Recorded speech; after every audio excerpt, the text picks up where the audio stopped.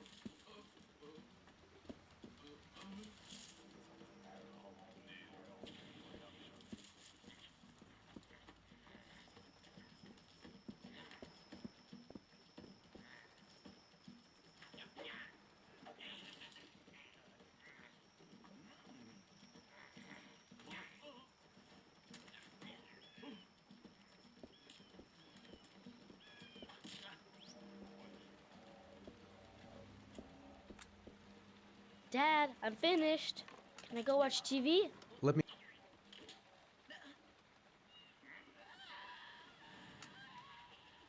me have a look. Pretty good. Looks like you're done. Off you go.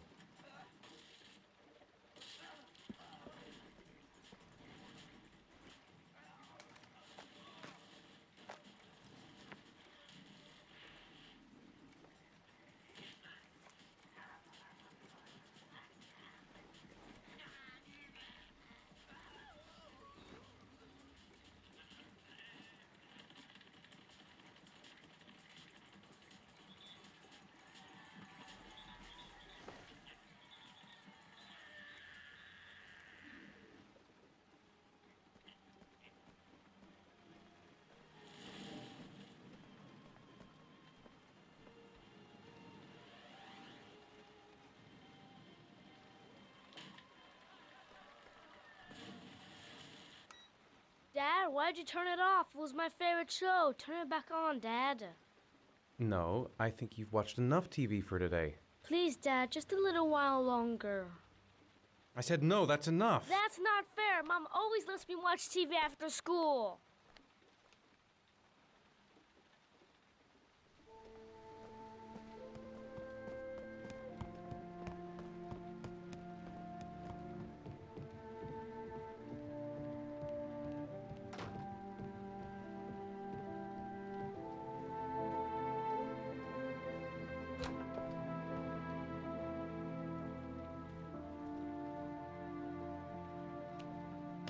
Leave me alone. I hate you.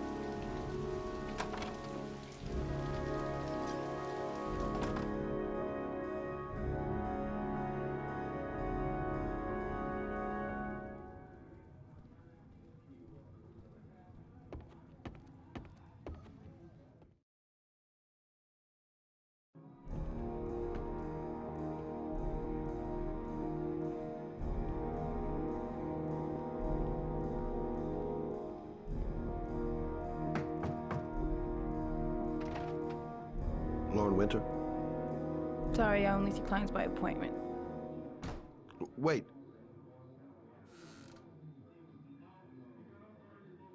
It's $50. I don't kiss and I don't do any weird shit. Fine by me.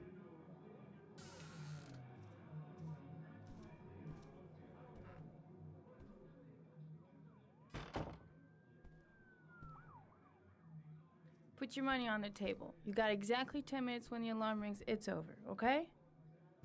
You should take your clothes off. We ain't got all day. Actually, I'm not a customer. Shit, a cop. I should've known. What do you want, a freebie? Is that it?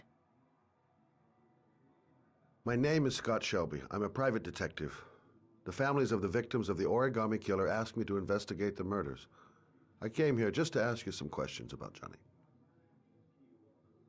I already told the police all I know and I have nothing to add. Leave me alone.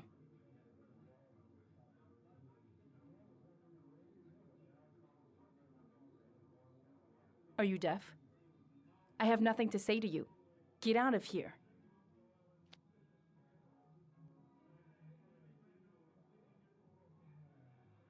I said beat it!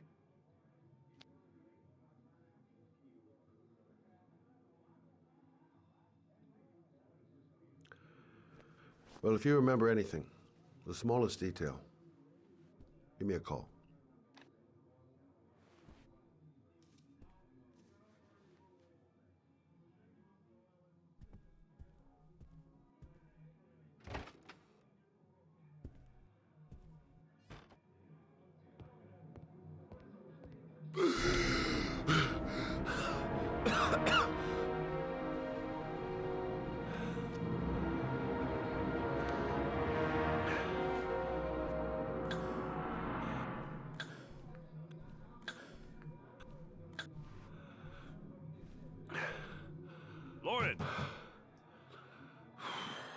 door and open up, baby.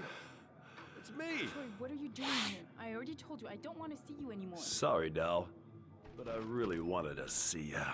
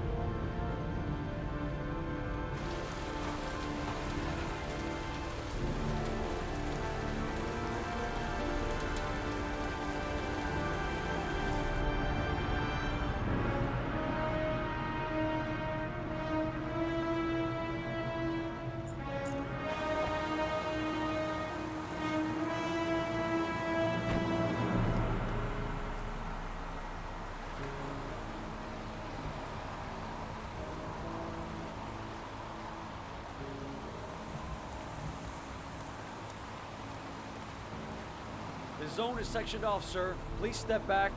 Agent Norman Jaden, FBI? You got a badge or something, Mr. Jaden? Yeah. Yeah, of course. Check. You can pass.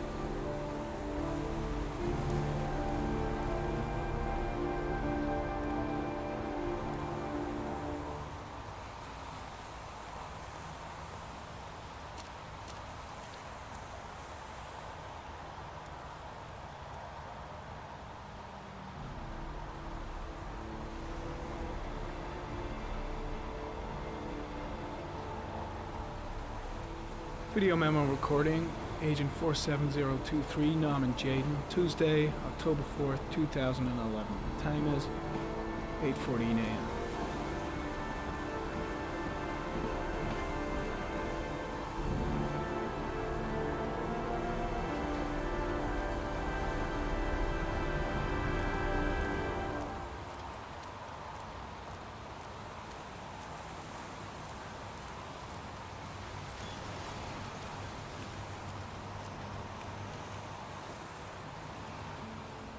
I'm looking for Lieutenant Blake. Is he around?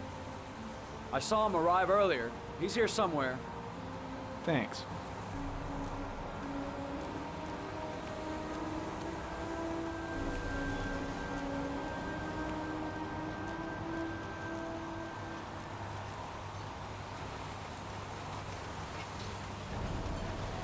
Harry, comment. The victim is lying on his back.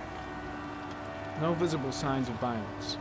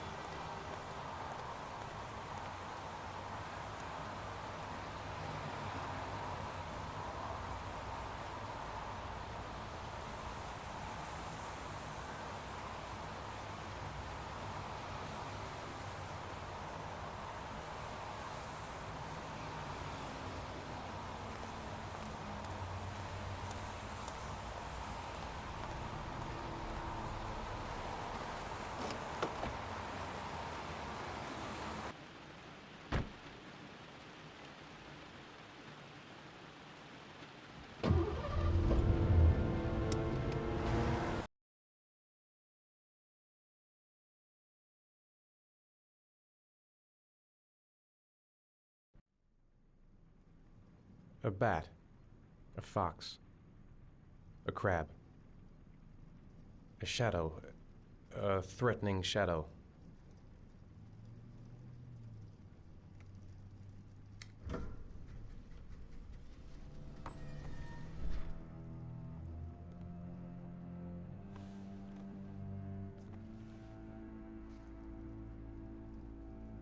I have the results of your MRI scans.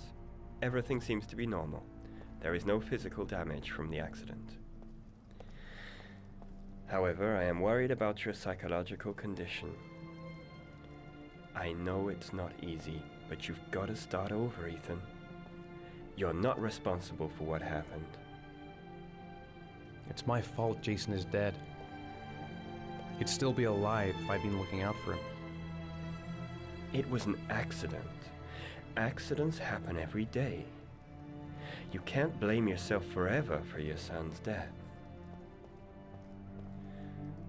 How is Sean? I know he's really unhappy. He just can't understand why I seem unable to love him. And what about you, Ethan? What do you feel? I stopped living at the same time Jason did. When that car ran into us. Is there something else you wanted to tell me, Ethan?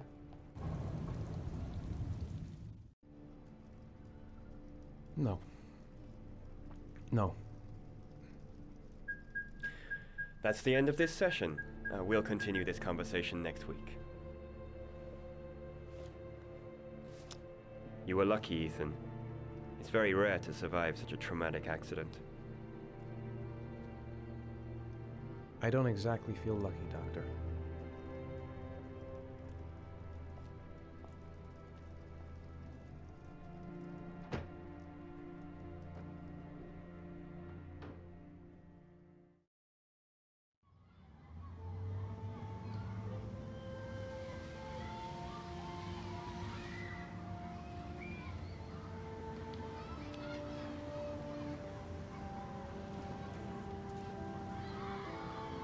I haven't been on a seesaw in a long time.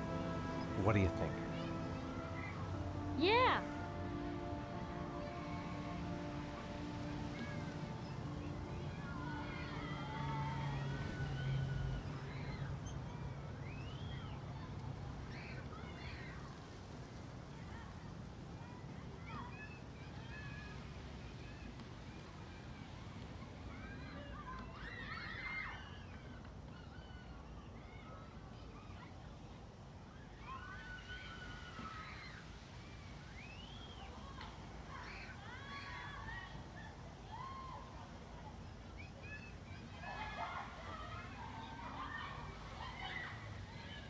I don't want to play that game anymore.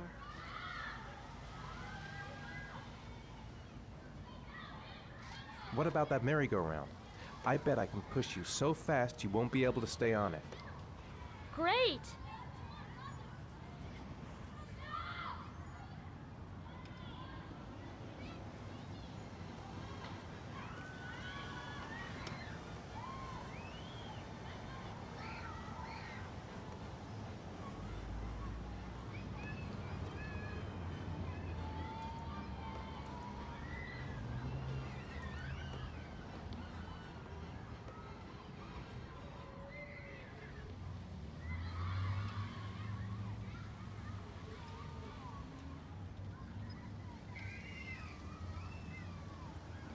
I don't want to play that game anymore.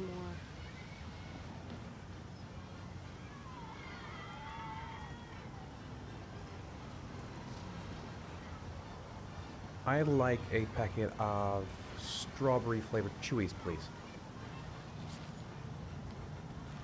Thanks.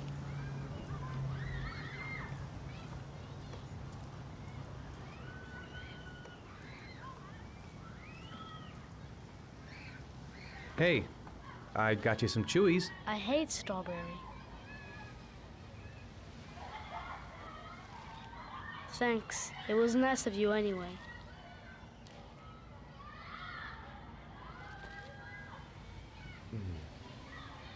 Looks like rain's coming. I think we better go. Okay.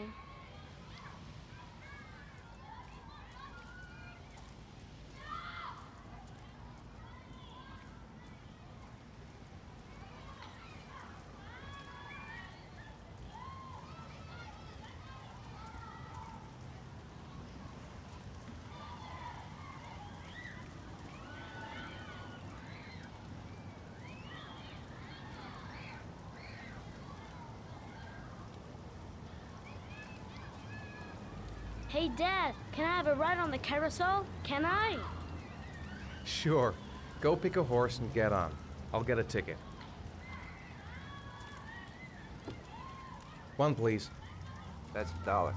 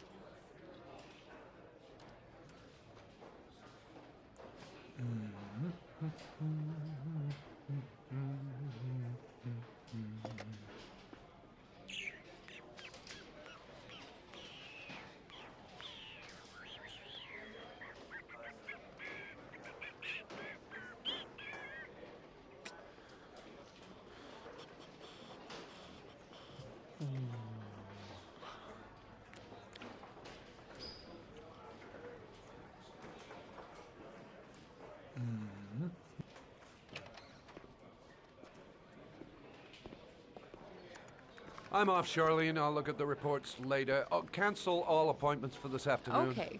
Oh, Captain, Agent Norman Jaden from the FBI is here. Jaden, of course. We've been expecting you. I'm in a bit of a hurry. Do you mind tagging along? We can talk as we walk. Yeah, of course. I wanted to introduce myself before getting started, but perhaps there's a better time. No.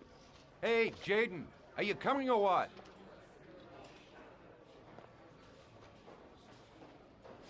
I haven't got all day. See my assistant. We'll talk later.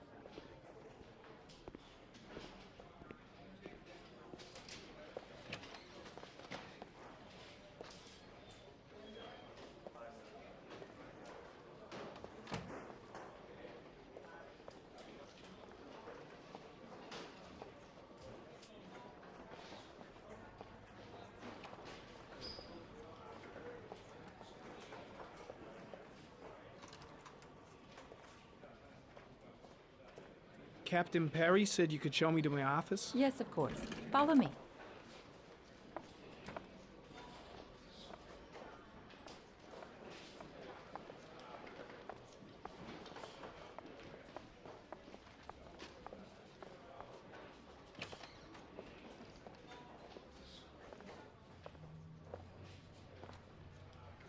This is my office?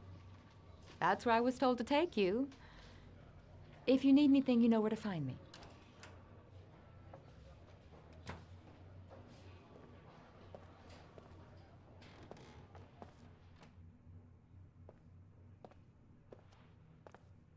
Okay, time to work.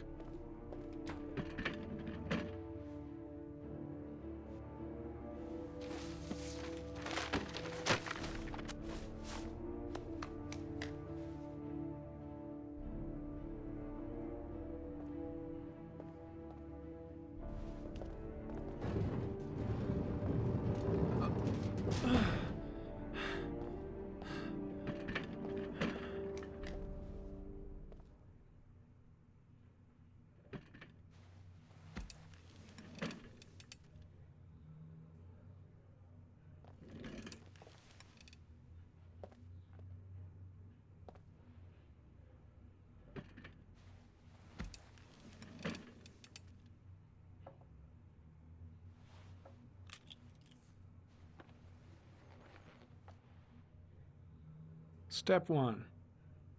Change the office.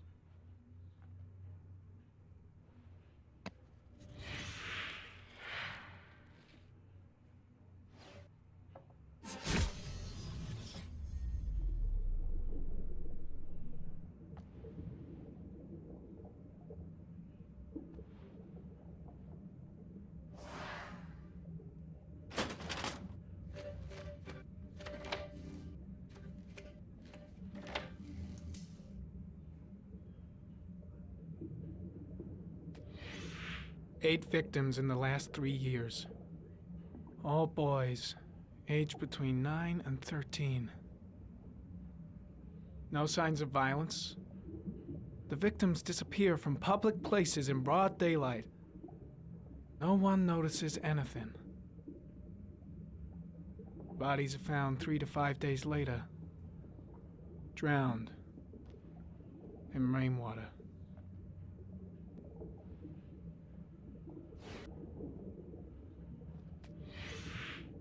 Always the same ritual.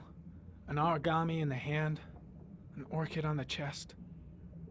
The victims have always been dead for less than 6 hours when they were found, which means they remained alive for several days before being drowned. Over 3,500 people questioned. Over 100 suspects interrogated. Not a single lead to go on.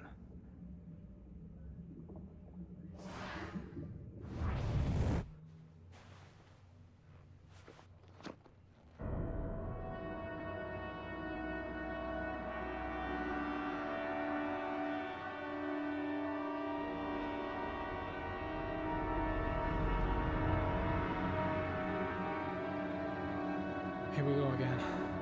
I better go wash my face.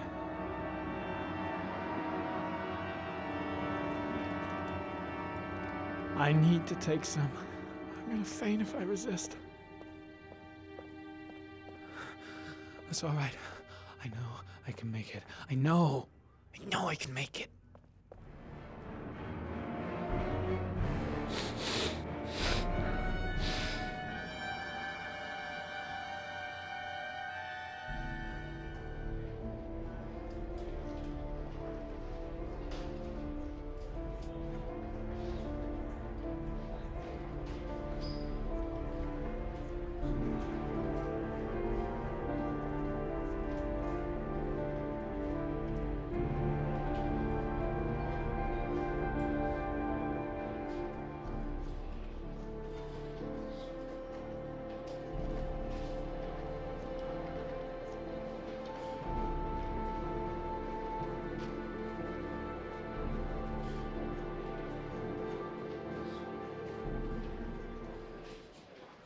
This is Lieutenant Blake, Mr. Marsh.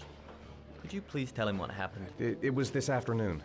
I went to the park with my son, Sean. We played together for a while, and then he wanted to go on the carousel, so I put him on one of the wooden horses, and when I turned back, Sean had disappeared. Exactly what time did you arrive at the park? Try to remember exactly, Mr. Mars. Every detail can be important.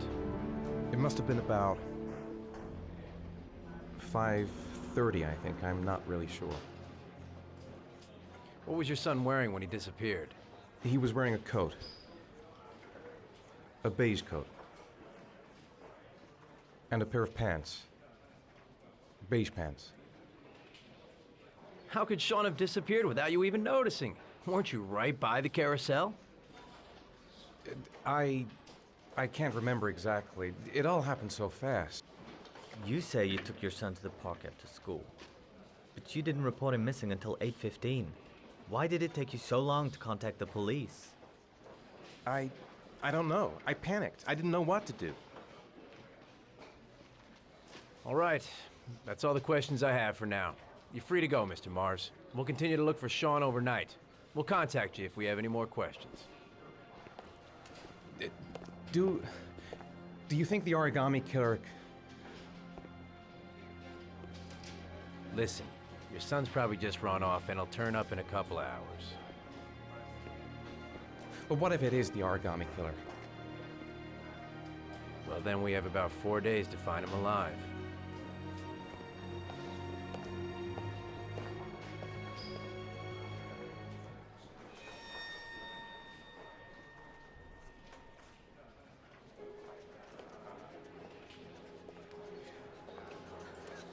Did they find something? No, nothing yet, but they're gonna keep looking through the night. Do they think it's the origami killer? It's still too early to say,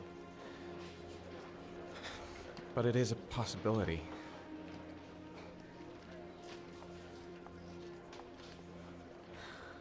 What happened, Ethan?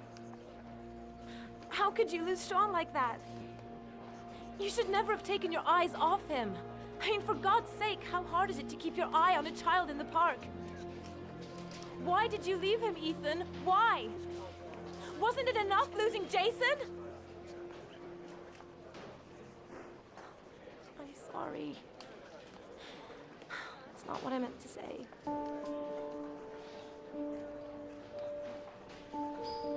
I miss him so much.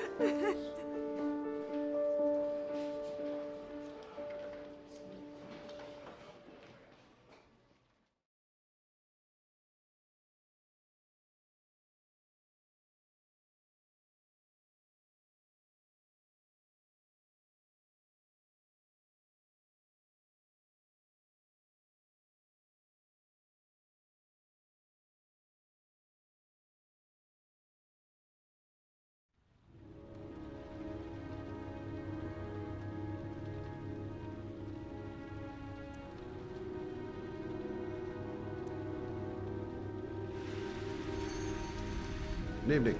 Good evening to you, sir.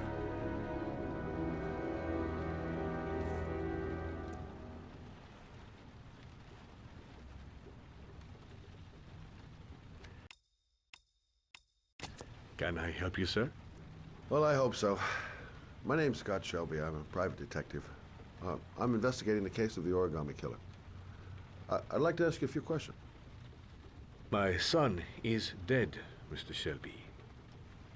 I have nothing more to say.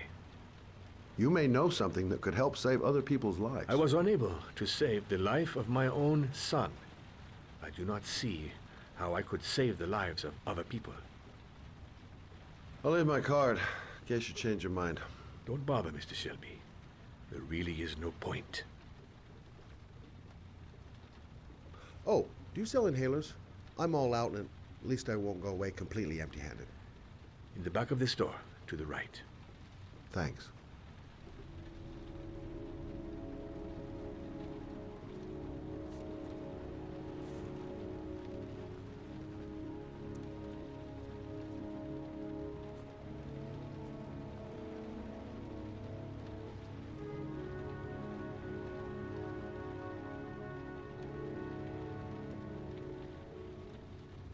Hey, you! Don't turn around. Come here! Just don't turn around. I said come here now! Don't move!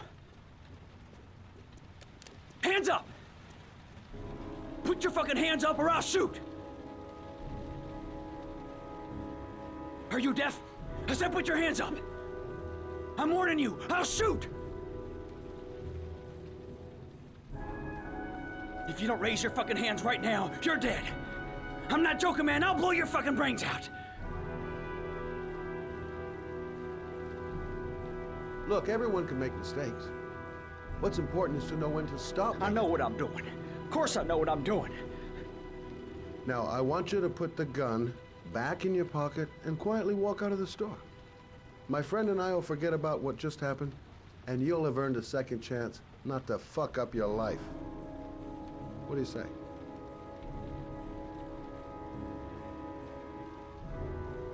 Nice try. For a second there, you almost had me believing all your shit. And now, give me the money. I'm gonna count to 3. 1, 2, 3.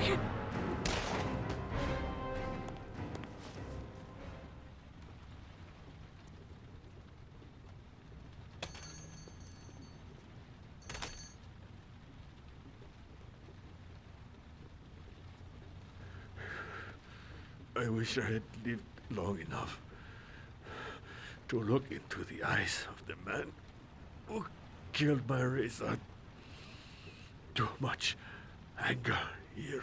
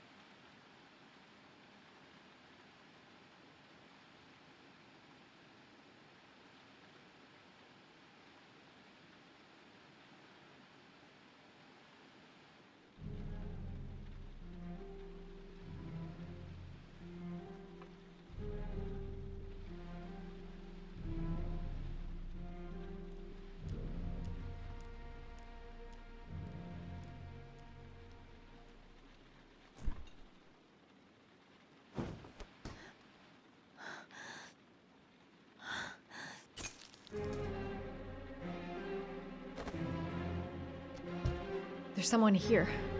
There's someone in the apartment. The phone on the desk.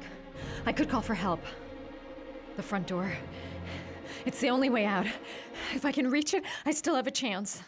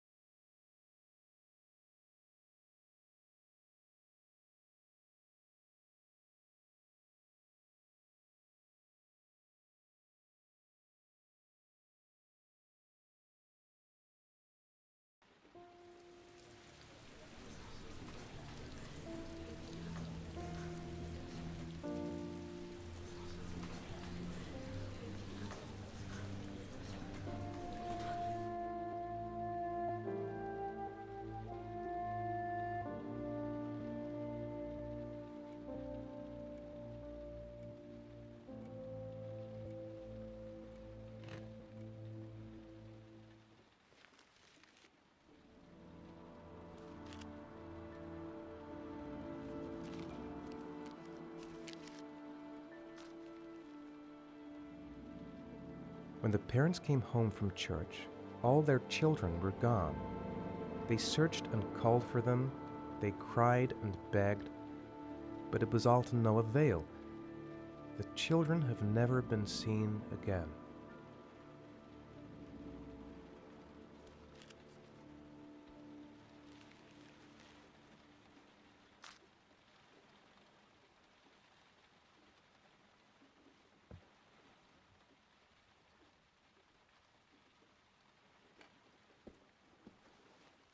I have to get out of here and find out what this ticket is about.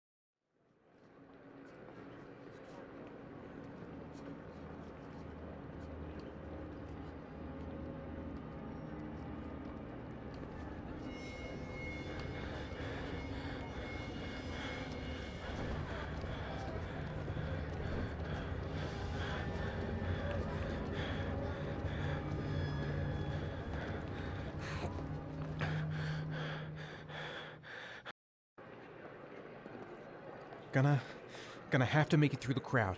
I can't take crowds. Just can't handle it.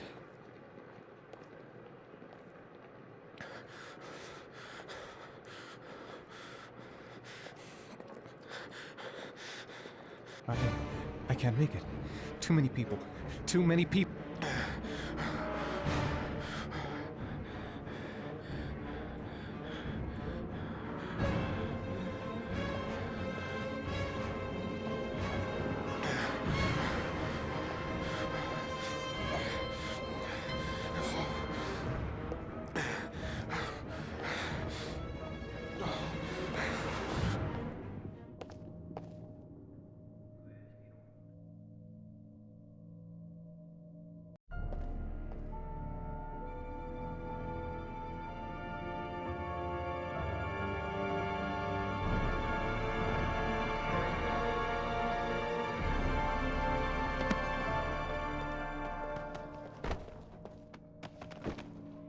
Dad! Dad!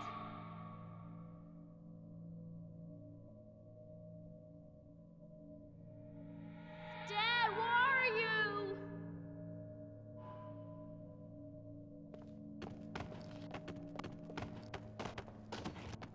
Jason! Dad!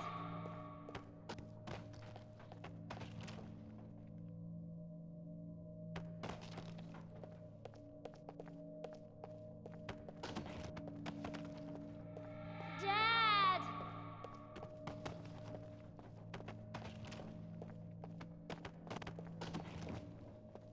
Jason! Dad!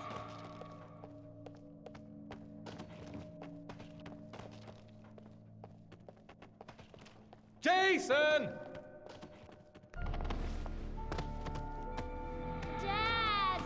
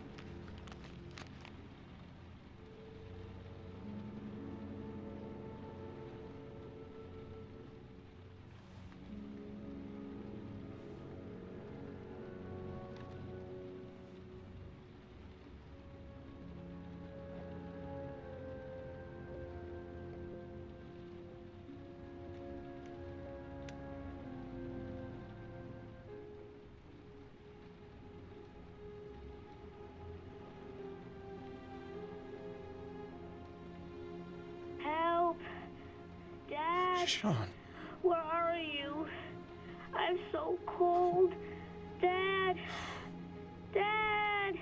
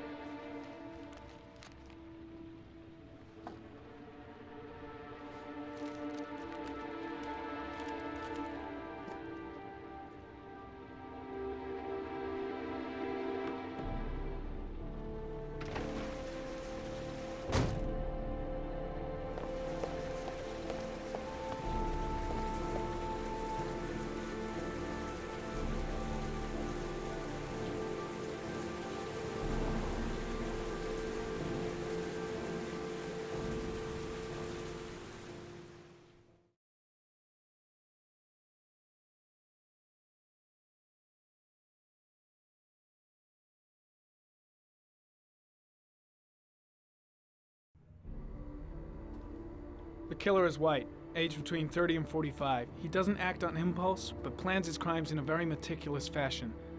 He doesn't have anything personal against the victims. That's why he covers their faces with mud, to make them anonymous. Why does he kill them if he doesn't have anything against them? For him, they're more of an image, a symbol. That's probably why he gives them an origami figure and an orchid as gifts to apologize for what he's done to them. Very interesting. And where does all that get us?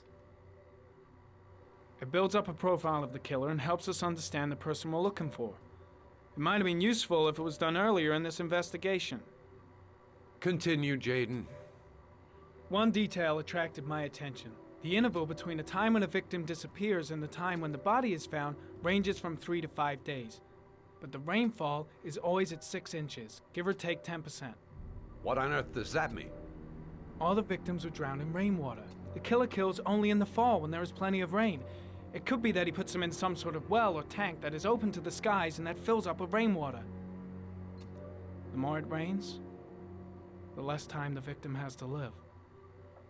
Then I studied the geographical distribution of the murders. Generally, a killer commits his first murder near to where he lives, so he has a safe place to flee to if any complications arise.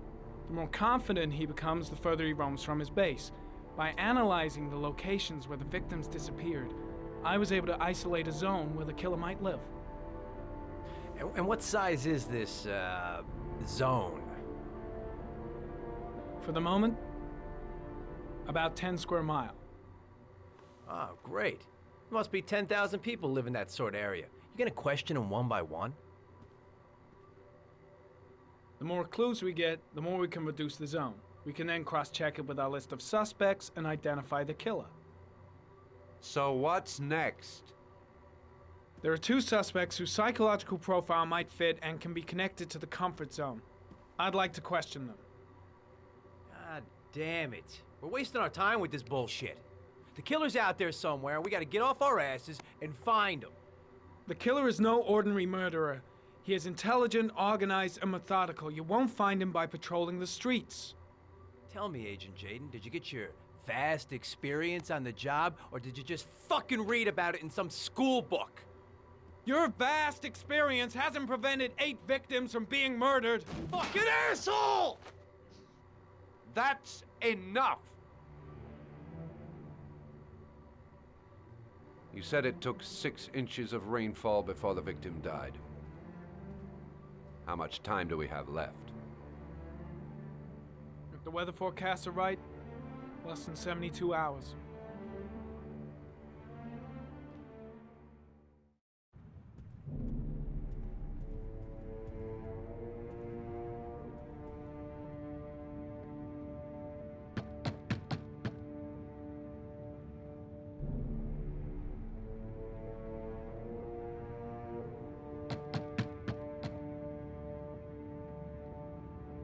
No answer. We waste our time coming here.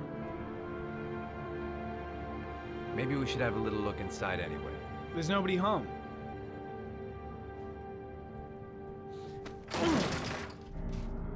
There is now. I'm not sure that's entirely legal.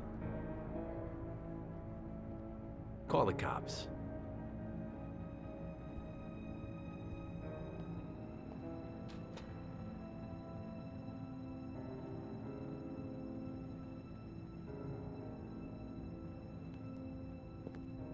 Looks like Nathaniel Williams is a pretty religious guy. He's a God-fearing idiot, waiting for the end of the world. We questioned him a few months back because he was causing a disturbance in the park. He was ranting and raving. Said he heard voices. Had this idea in his sick little head that I was the Antichrist, and I'd come to Earth to persecute him. Real twisted.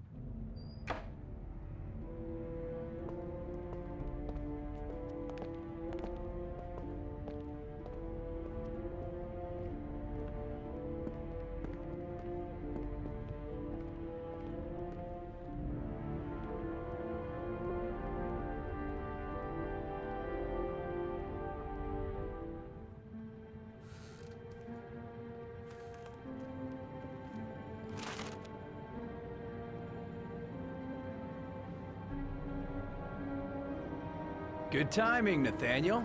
Just the man we're looking for. Angels and ministers of grace defend us. I'm Agent Norman Jaden, FBI. I'd like to ask you a few questions. As God is my witness, I haven't done anything. I'm innocent. Relax. Nobody's accusing you of anything. We just want to talk. Where do you work, Nathaniel? Do you have a job? My sole occupation is praying to the all-merciful Lord for the salvation of humanity. Nathaniel, do you remember where you were last Tuesday at 4:30 p.m.? Here? I was here. I was praying. All day. Was there anybody with you? No. No, I was alone. Why all the crucifixes? Are you afraid of something? The hour is nigh, and the wrath of God shall strike men down. I'm preparing for the end of the world. What about the voices, Nathaniel? Do you still hear the voices? We know who talks to you, don't we, Nathaniel? Or we both know who talks to you. Don't speak that name. What does he say to you, Nathaniel? I can't talk about it. You mustn't talk about it. He orders you to go and find new prey, doesn't he? He needs more and more. No. No! You mustn't mention him. You'll bring him here. He told you to go and find that kid in the park. The voices tormented you all night long. You wanted them to stop, didn't you, Nathaniel? Stop! Stop! That's enough! So you obeyed them to make them stop. You took that boy with you and you drowned him. Isn't that right? Oh. No! Stop! Stop! You killed them, didn't you, Nathaniel? Are you gonna confess, you bastard? You are the Antichrist. Put down the gun, I shall Nathaniel. dispatch you to your father in hell. He is the son of Satan. He was sent to Earth to destroy us. For Christ's sake, shoot! I shot him. Yep. Looks like you did. Can't say I'll miss him. Come on, let's go.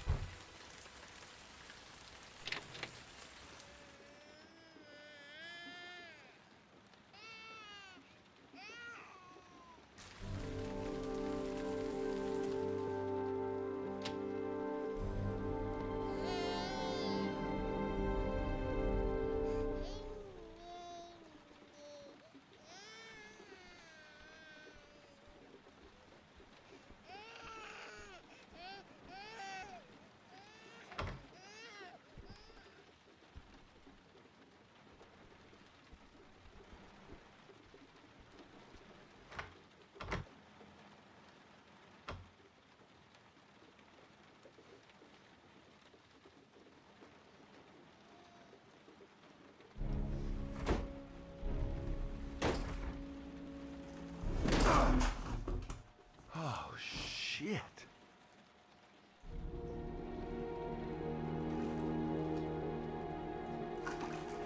Mrs. Bowles! Mrs. Bowles, can you hear me? Wake up! Wake up!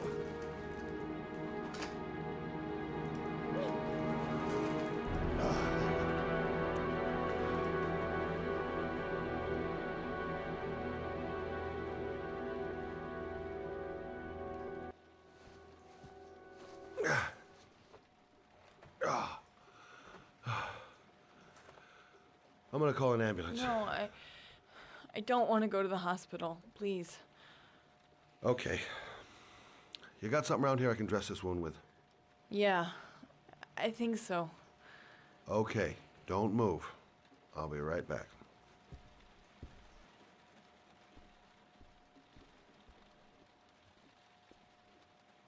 Let's see.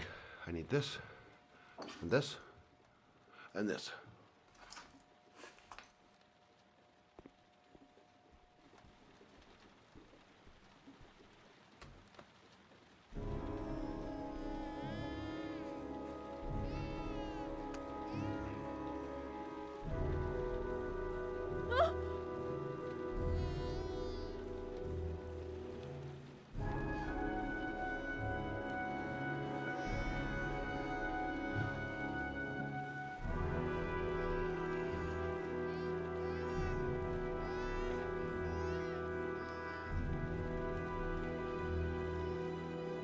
There, I done what I can.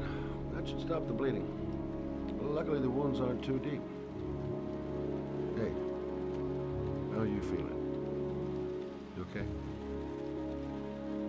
My baby. My baby needs me.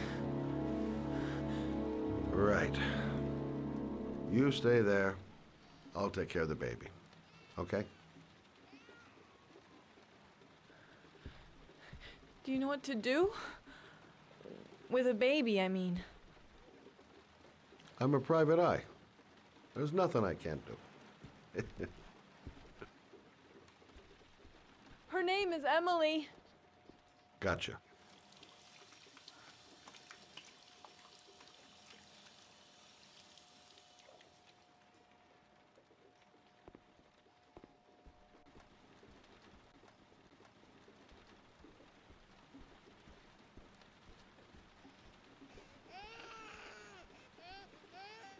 Hi there, Emily. So, what seems to be the problem, huh? Oh, going by the smell, I got a pretty good idea.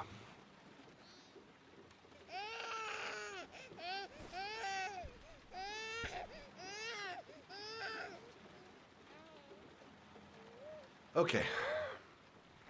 How do you do this again?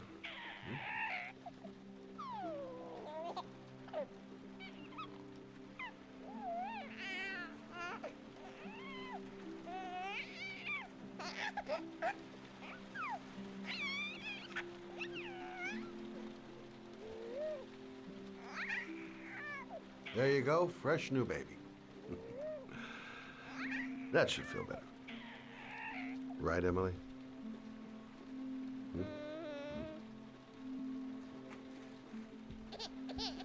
Hey, what's the matter? I thought we solved the problem.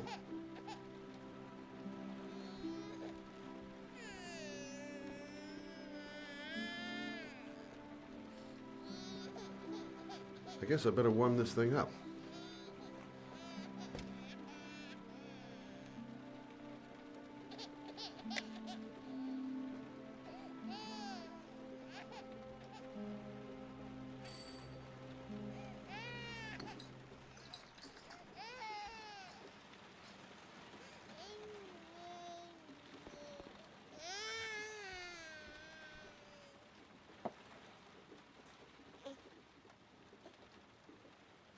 Oh, Emily, are you hungry?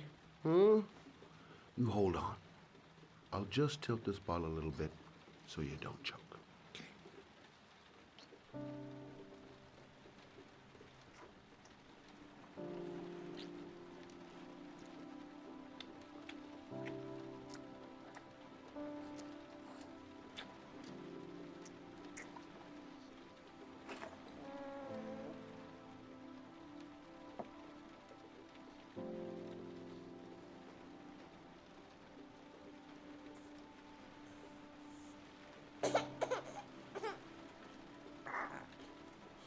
Oh, good job, Emily. You're feeling good now, right? Now, I'm gonna rock you very gently so you can have a nice little snooze, okay? All right.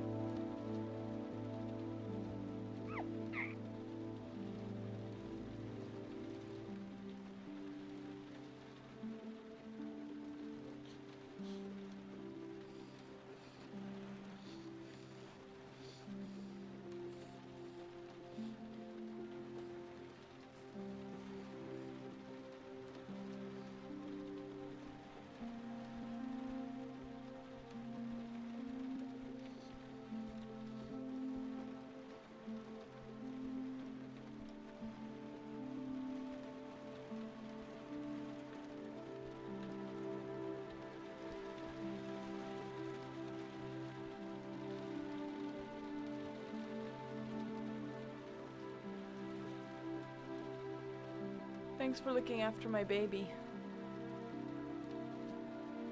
I didn't want to leave her. I just couldn't cope anymore. Just not having Jeremy around. He was such a good boy. Can't understand why anyone would want to hurt him. Do you take care of this baby on your own? Doesn't Jeremy's father live with you anymore? He disappeared. The day after Jeremy. I don't know what happened to him. Maybe he couldn't take it. Ever since I've had to look after Emily all on my own, and I couldn't do it anymore. I understand. Did your husband say anything before he disappeared? Did he leave a note or something? No. He left the house without a word, and there was just the cell phone. A cell phone? Yeah, I found a cell phone in his dresser. I'm sure It wasn't his. I'd never seen it before. I tried to turn it on, but it didn't work. Do you still have it? Yeah, it's in a drawer in the living room. You can have it if you'd like. I'm sure it's of more use to you than to me. Do you have any family or anybody to help you? Yeah. My mother. I didn't want to ask her for anything. We don't really get along. But I guess I'm out of options. Well, look after yourself. And Emily. I will. I promise.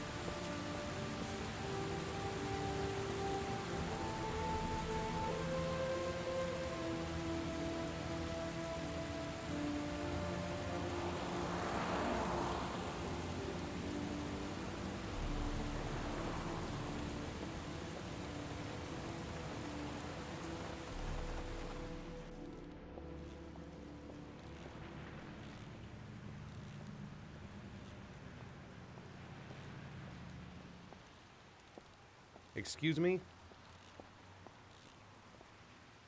Hey! Oh! Huh. Sorry. Didn't see you. What can I do you for? I'd like to get my car.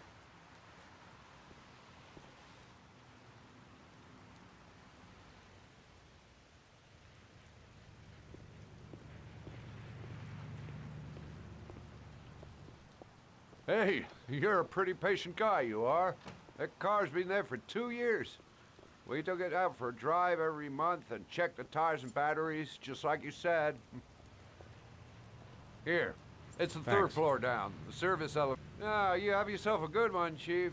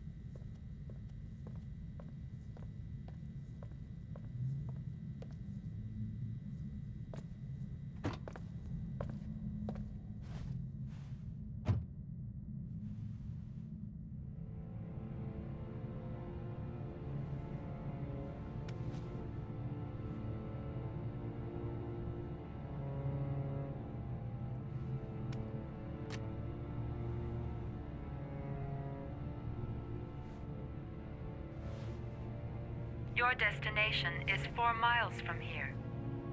Leave the parking lot and take the first right.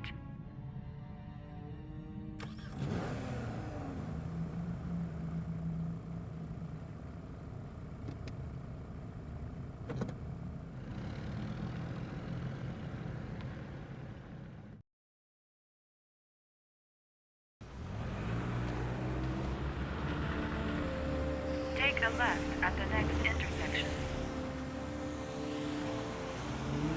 Keep to the right and take the first exit.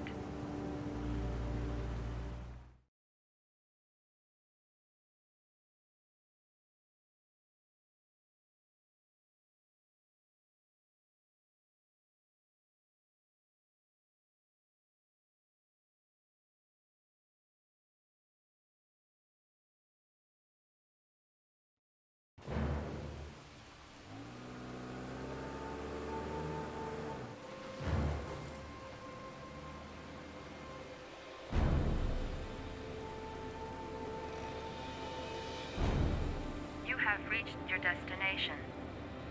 Are you ready to show your courage in order to save your son? Listen carefully. Take the highway and drive against the traffic for 5 miles. If you haven't reached your destination in 5 minutes, you will have failed. I can do it. I'd do anything to save my son. If I succeed, I'll get more letters for the hangman. It's my only lead. No turning back now.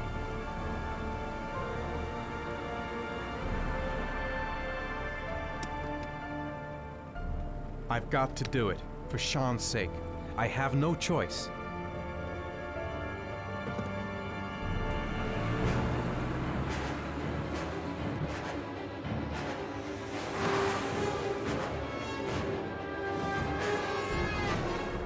Come on!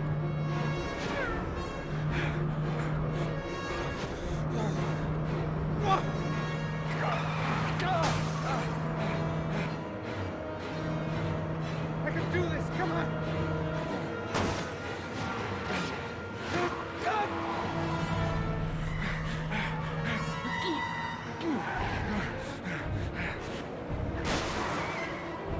You still have 4 miles to go before you reach your destination.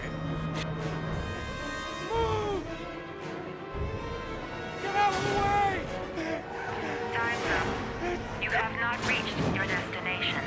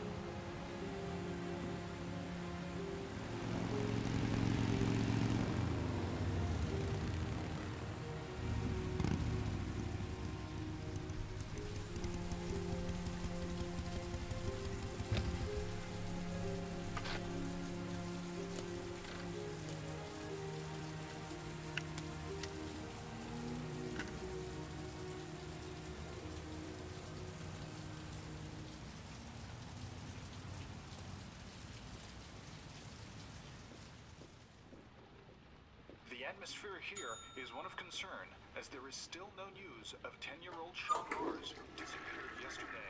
A recent report indicates that the police are now treating this as another kidnapping by the origami killer. If this information is confirmed, Hello he may there, still be sweetheart. alive, as the previous What can I do for you? I'd like a room. For you? Anything. Feeling the register.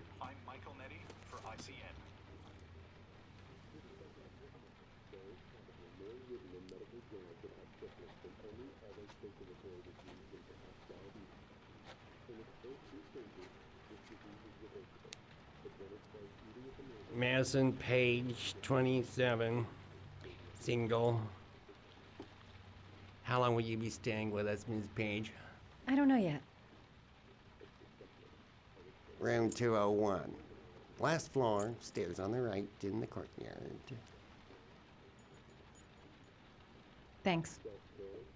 The pleasure was all mine. That's for sure.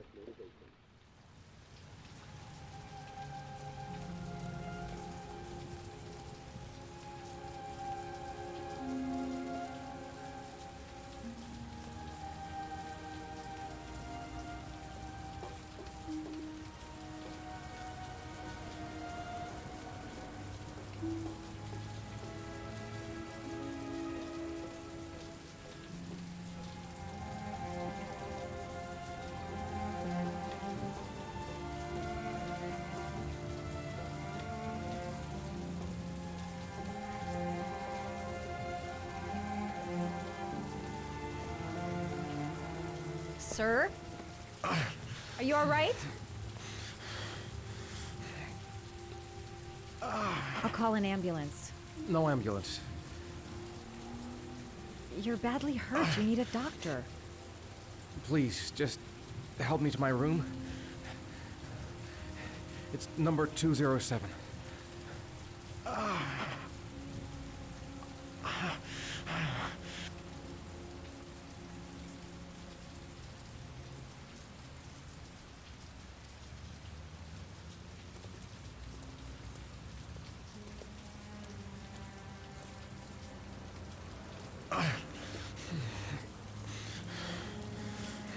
Have you got the key?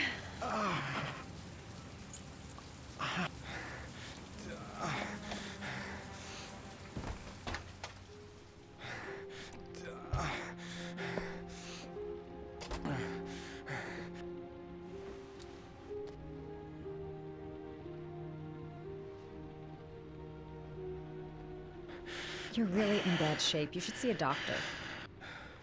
Must have one, maybe two broken ribs. It's not fatal. But it's sore as hell. Your head is bleeding. It looks deep.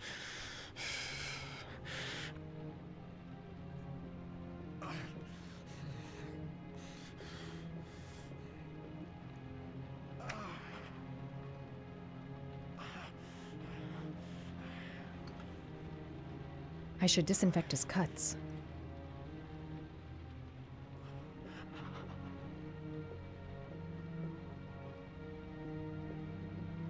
I'm gonna disinfect your wound. This might hurt a little. Sorry. Are you okay? Sorry. I'll try to be more careful. Listen, thanks for your help, but I think I can take it from here. Right. I better go.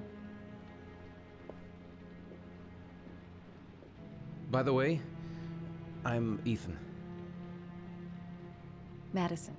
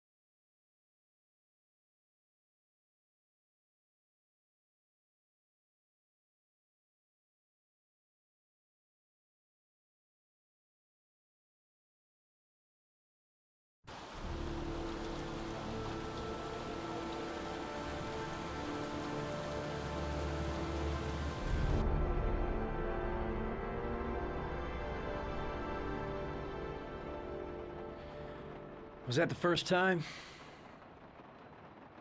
Sorry? First time you killed somebody?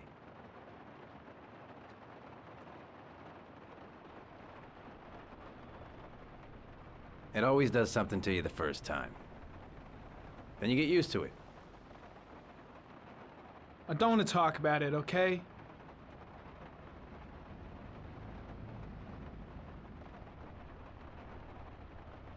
That's him.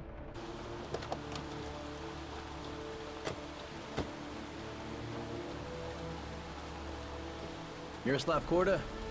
Yeah? Lieutenant Carter Blake, I'd like to ask you some questions.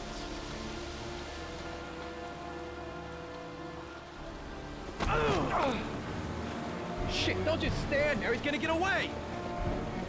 Ah! Hey, man, watch it, dude.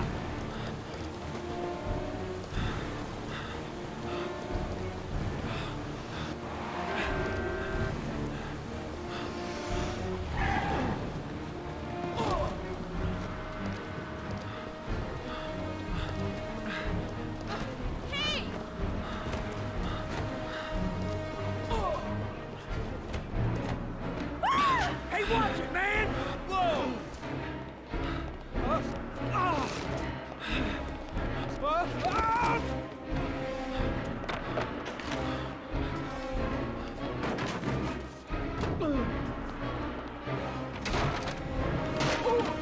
Hey! Hey, man, what's your problem? Hey! Whoa!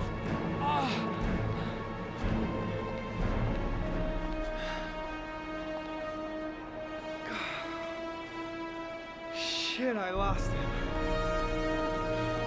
I'm gonna put out an APB. That son of a bitch won't get far.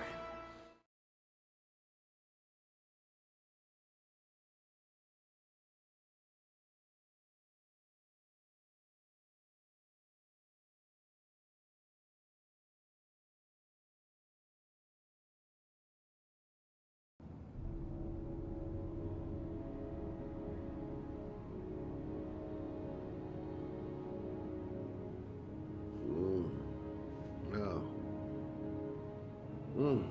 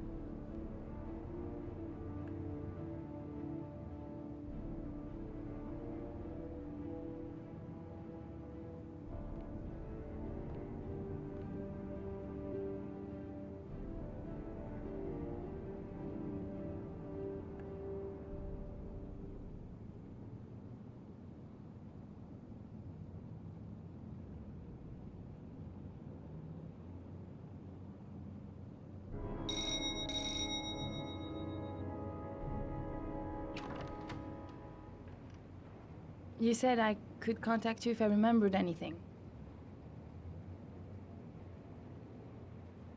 Can I come in? Sure.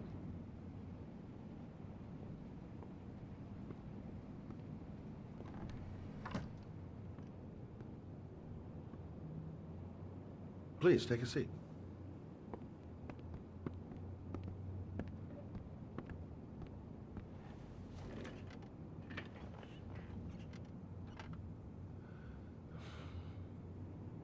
What happened to your face? Nothing important. Just some people think you belong to them, they can do whatever they like. I guess it's an occupational hazard. I just remembered something. Maybe it's not important, but a letter arrived in the mail the morning Johnny disappeared. A letter? What kind of a letter? It was addressed to Johnny's father. I don't know what was inside it, but he read it and then he left. That's the last time I saw him. And you think there's a connection between that letter and Johnny's death, is that it? Do you remember anything else about the letter? Well, I don't know why, but I kept the envelope.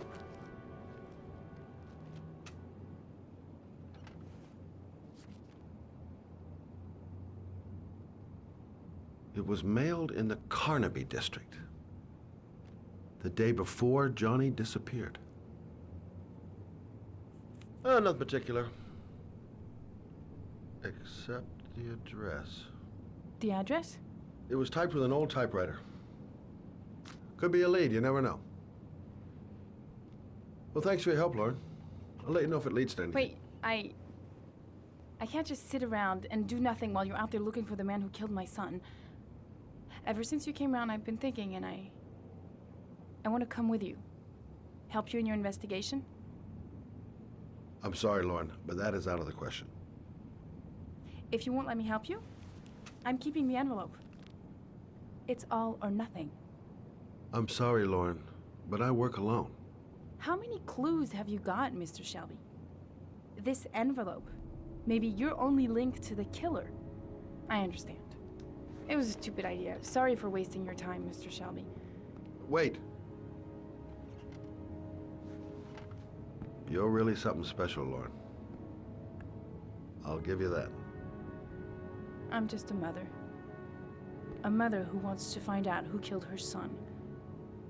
Are we partners?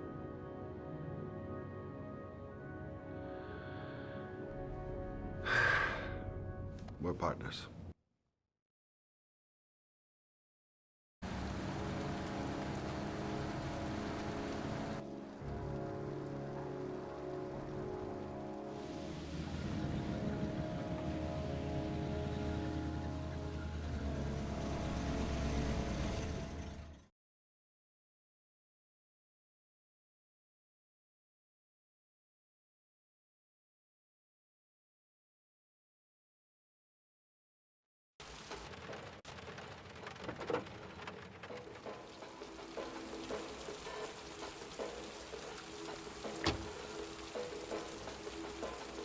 Maybe you better stay in the car. We're partners, remember? Wherever you go, I go.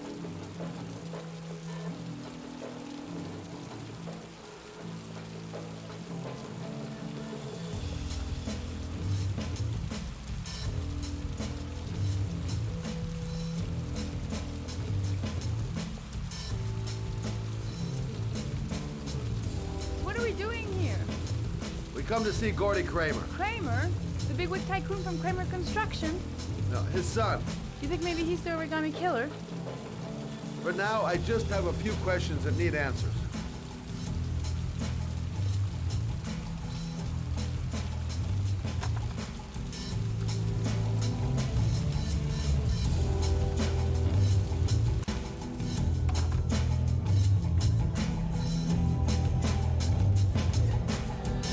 What a joint! Kramer must be loaded. What do you think he paid for all this shiny crap? We'll discuss Kramer's decor another time. Are we gonna be here long? This place gives me the creeps. I'm gonna go find Gordy Kramer. You stay here till I come back, okay? Okay, just let me know if you need me. Excuse me? Open Nobody allowed upstairs.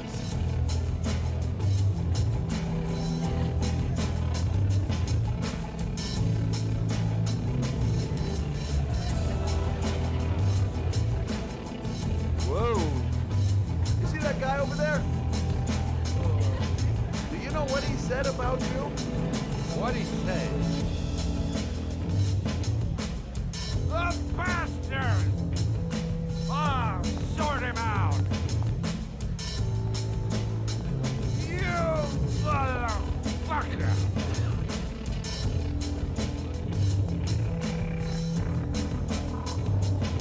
Were you talking about my brother, you big monkey in a suit? You're thinking, oh, you think you're a big man. I'm a bigger man. Ah, you just go. Hey, hey,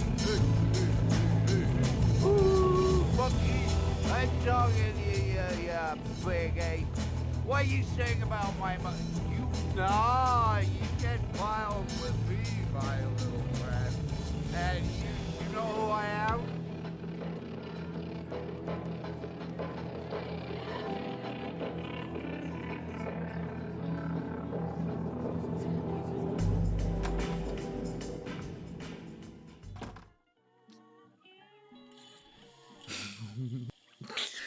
Mr. Kramer? Shh! This is the best part. My name is Scott Shelby. I'm a private detective. I'm investigating the case of the origami killer. I'd like to ask you a few questions.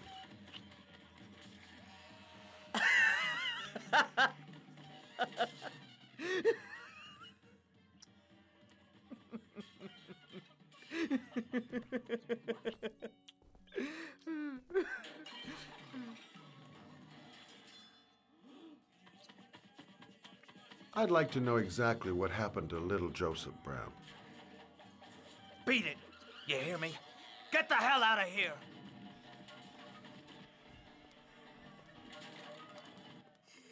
What do you want?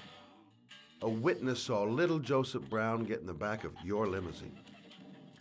That was the last time anybody ever saw it. Now, I know you've been arrested and interrogated until your father made a little phone call and the file was closed.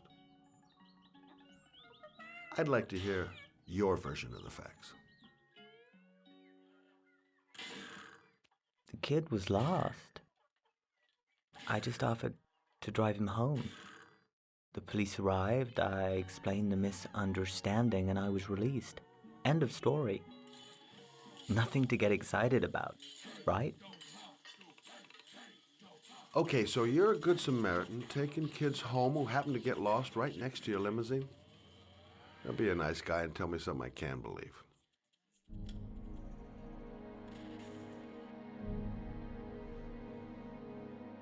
Very well. I'm the origami killer. I get my victims into my car. I drown them in rainwater. Then I dump them on a wasteland with an origami figure in one hand and an orchid on their chest. I do that because I'm bored, Mr. Shelby. And it's a creative and entertaining way of having fun. Is that good enough for you? Or do you want more? This interview is over. Get rid of this clown!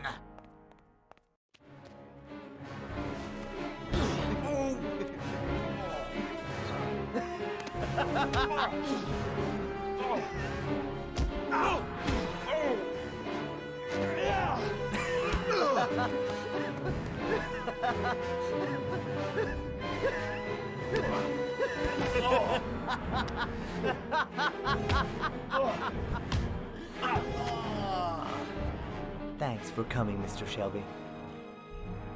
It was fun while it lasted. Get rid of him.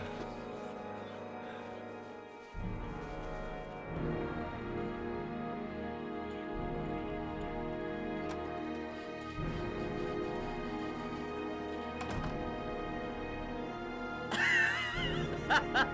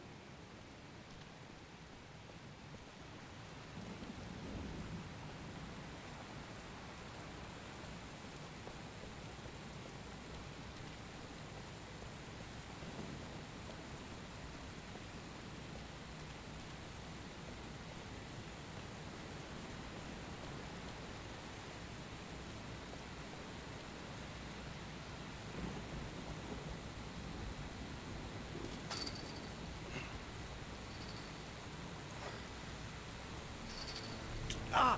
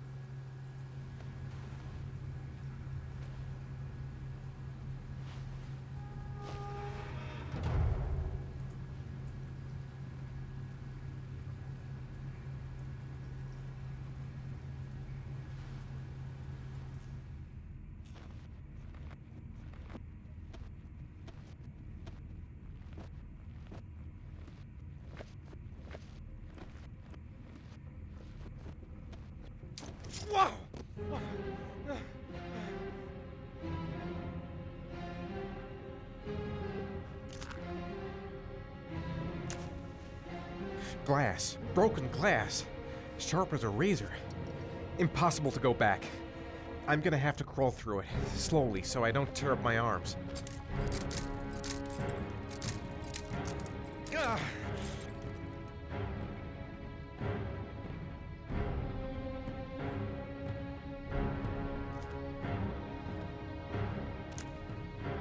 The match flame. It indicates where the fresh air comes from. All I have to do is follow the wind.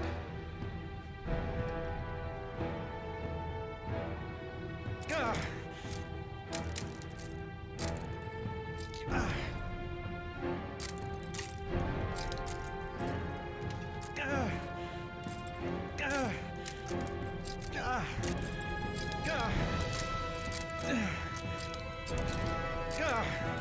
A dead end. I'm gonna die in here if I don't find a way out soon.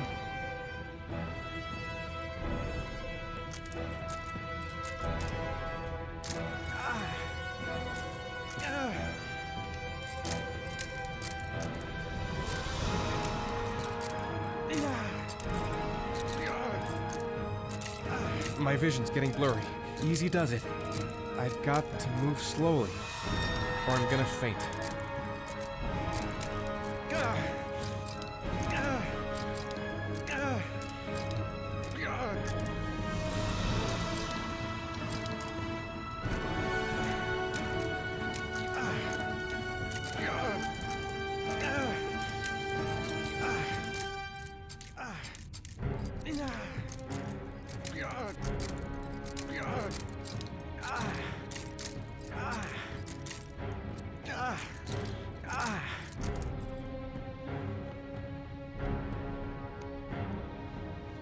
The match flame.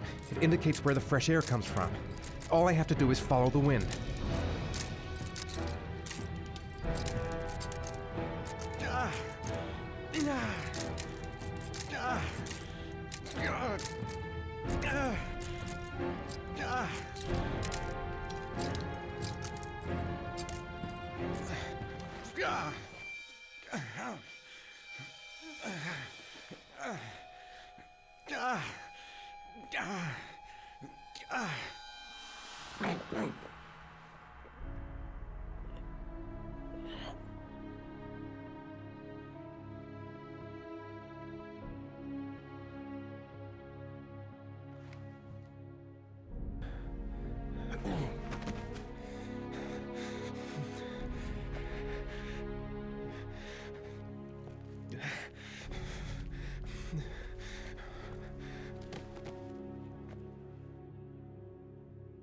I couldn't.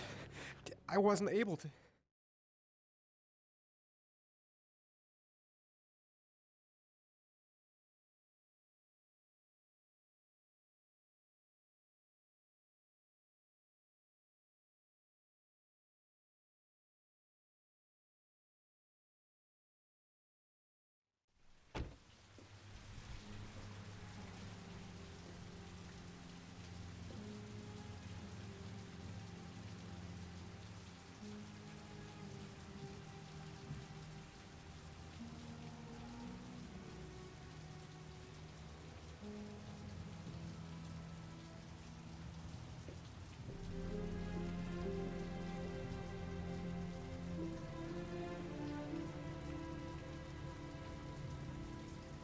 Oh my God.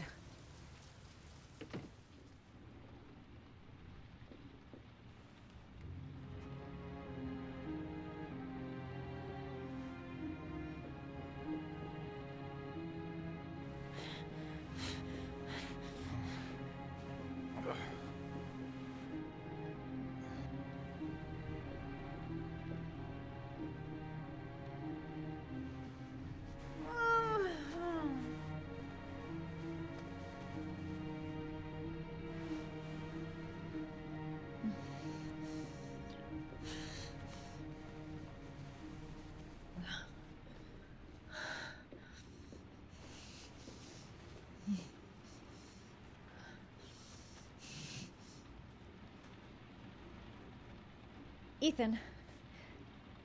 Ethan, can you hear me?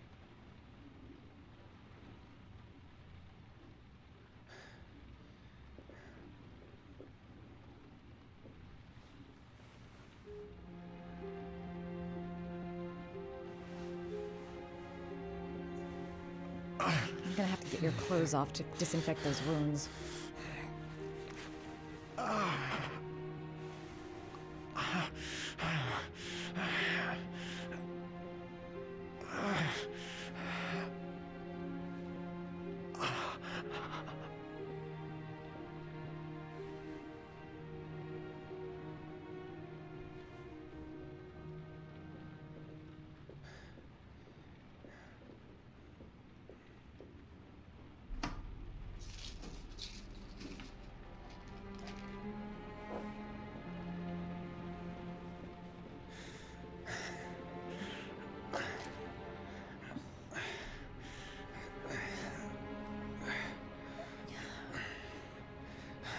I'm no doctor, but I'll do what I can.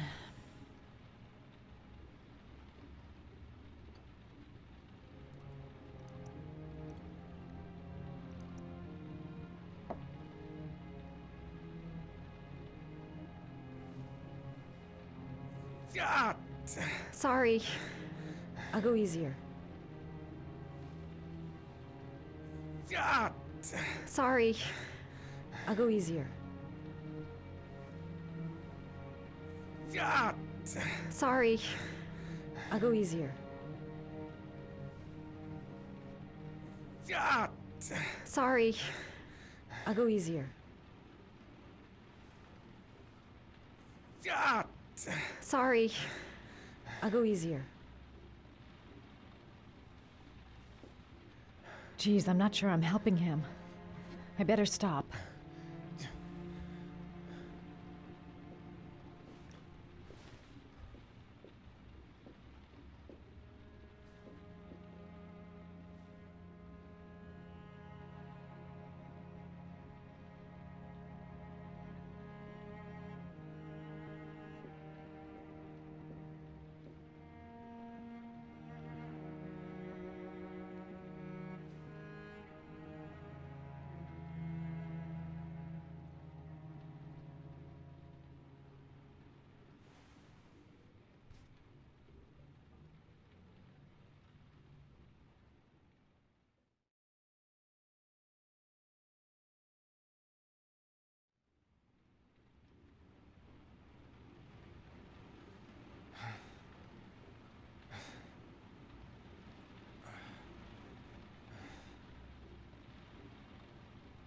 How do you feel?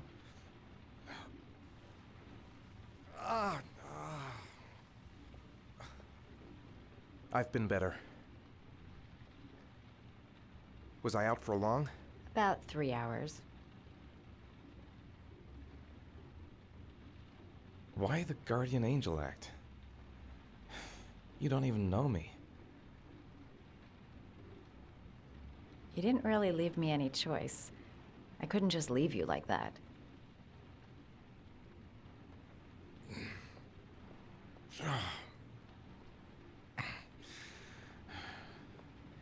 You said you were here because you're an insomniac? I prefer not to talk about it if you don't mind. You seem to lead a dangerous life. It's not the one I chose. You mixed up with the mafia? Owe someone money? Something like that?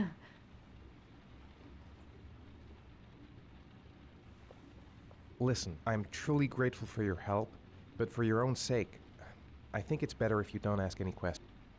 Right. I'm gonna go. Take care.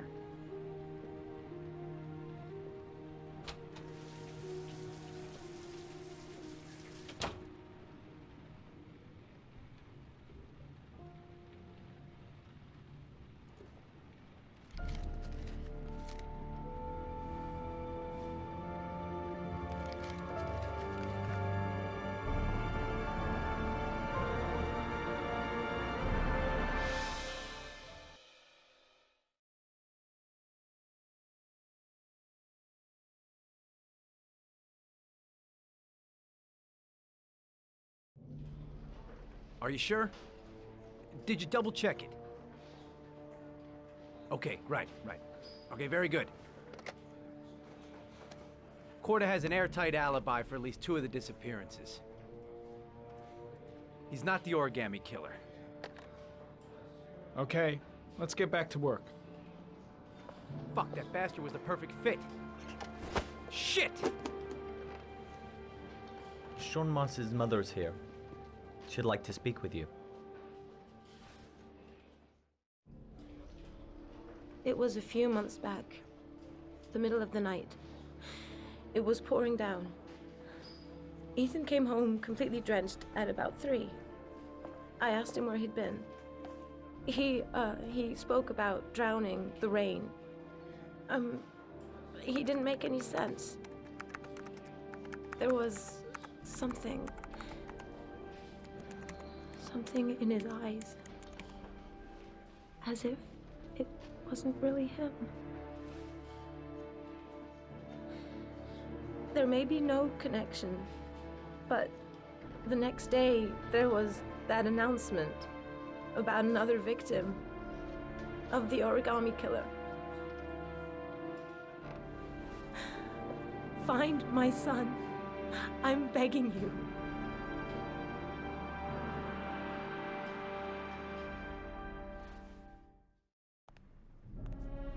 I'm Police Lieutenant Carter Blake, and this is Agent Norman Jaden of the FBI. According to our information, Ethan Mars is one of your patients. We'd like to ask you a few questions about him. I'm sorry, that's impossible. I beg your pardon?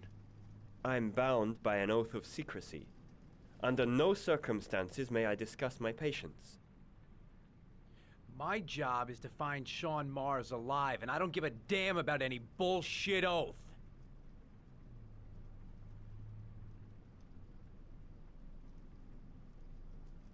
I'm sorry, I can't help you.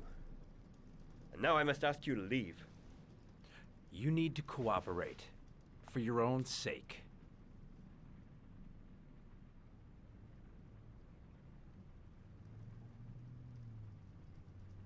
Are you threatening me? I'm just giving you some free advice, Doc. I suggest you take it.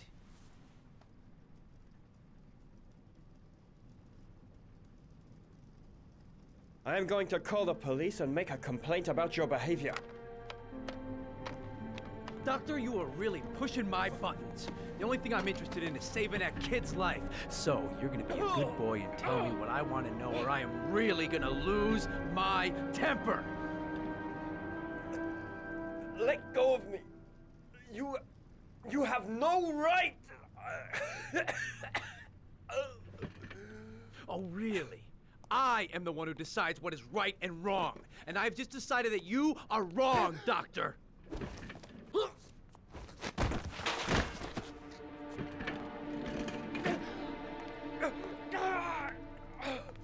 Come on, Doc. There's an easy way and a hard way. It's your fucking choice. If you don't let go of this man immediately, I'll report you and you'll be off the case. What the hell's the matter with you, Norman? Were you getting cold feet? You don't want to save Sean Mars anymore? I want to save Sean Mars just as much as you do, but that doesn't give me all rights. So you're gonna stop this shit right now! Ethan Mars has had psychological problems since his first son died. Feels responsible for his death. A sort of morbid neurosis. He is haunted by visions of drowning bodies.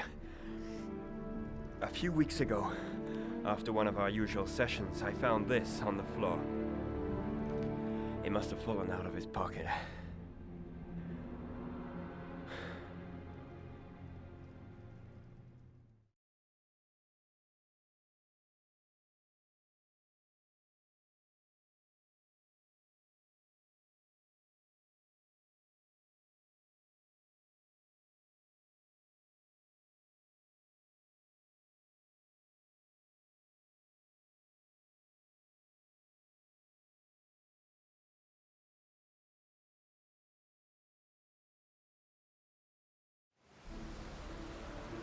Ash, I want you to assign every available man to finding Ethan Mars. I want a man outside his place day and night. Notify all agencies to start looking for him.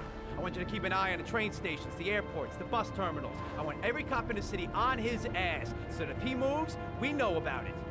Yes, Ethan Mars is the origami killer.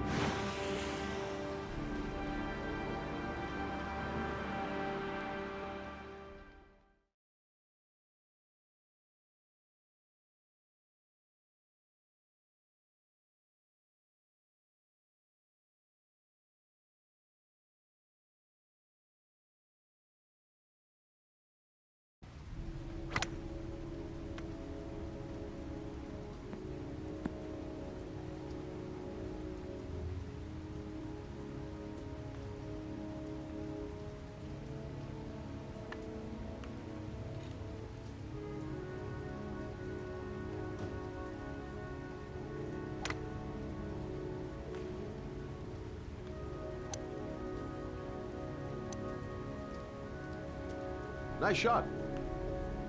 Thank you. Please come in, Mr. Shelby. Would you care for a coffee? Oh, no thanks. Do you play?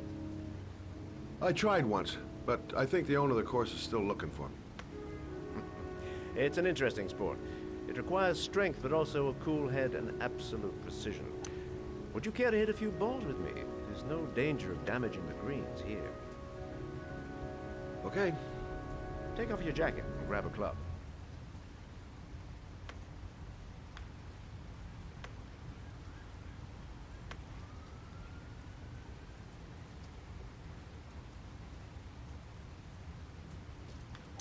The balls are in that basket.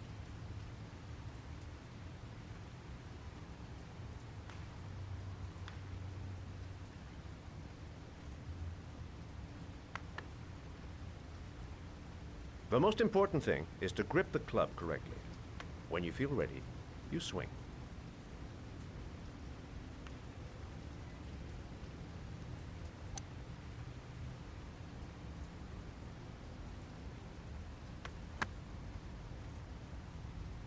Well, it's only your first ball. You should try to strike it a little harder next time.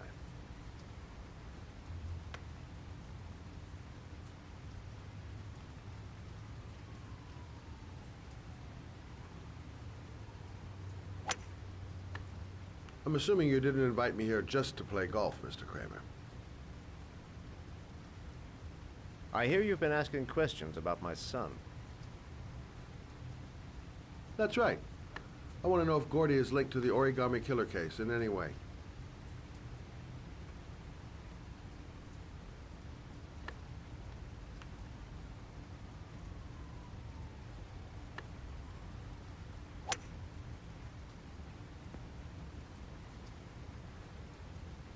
My son had nothing to do with that sordid case. Well, then he has nothing to fear from my investigation.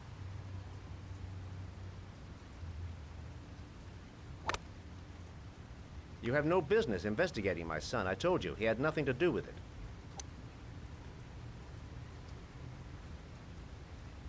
With all due respect, Mr. Kramer, it's up to me to decide who I want to investigate.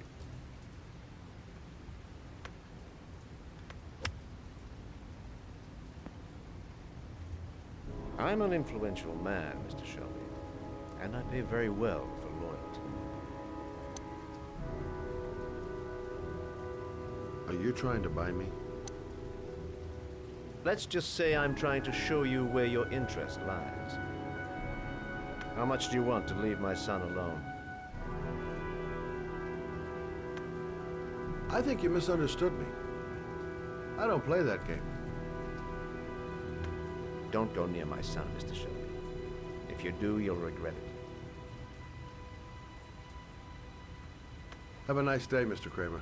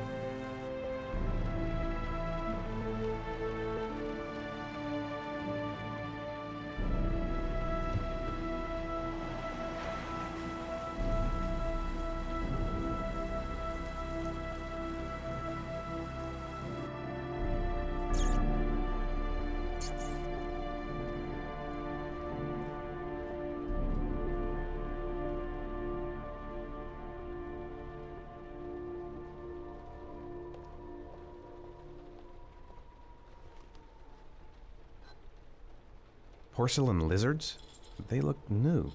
Out of place with the rest of this old beat-up stuff.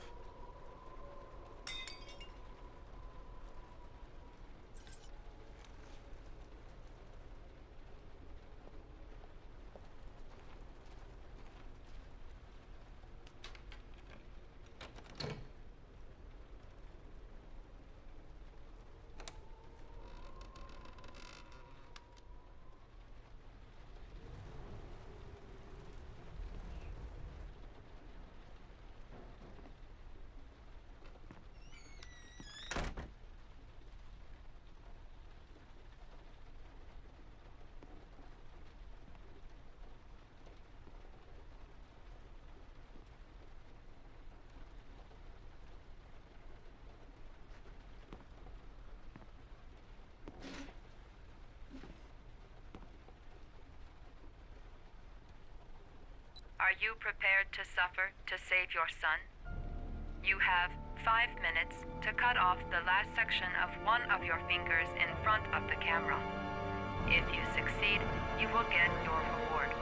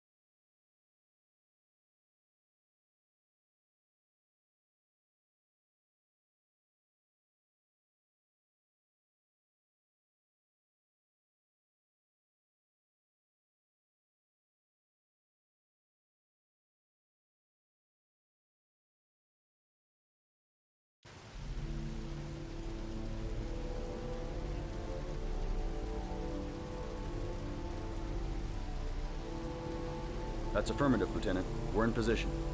Perfect. Nobody moves until I give this signal. Is that clear? We nail him as soon as he sets foot outside. Right, Lieutenant. Lucky that patrol spotted his car. What's he doing in there? Beats me. You're the profiler, right? I thought you were supposed to be right inside the killer's head. Well, that's just it. What I know of Ethan Mars doesn't match the killer's psychological profile. I know what the jury's gonna choose between your theories and concrete proof.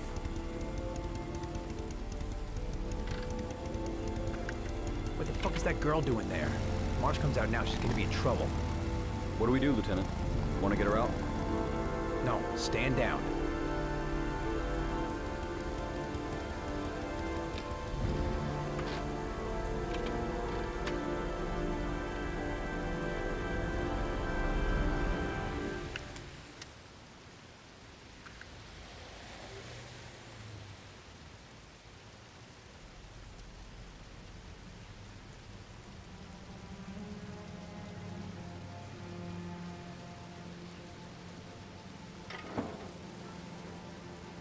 She's going inside. Maybe she lives there. Well, it's just as well. We don't want anyone hanging around if Mars comes out. The police. They're out there. I think they're here to arrest you. What are you doing here? You followed me? I'll explain later. Come on, we've got to find another way out of here. Shit. What's he up to in there? Wait for a go on my word.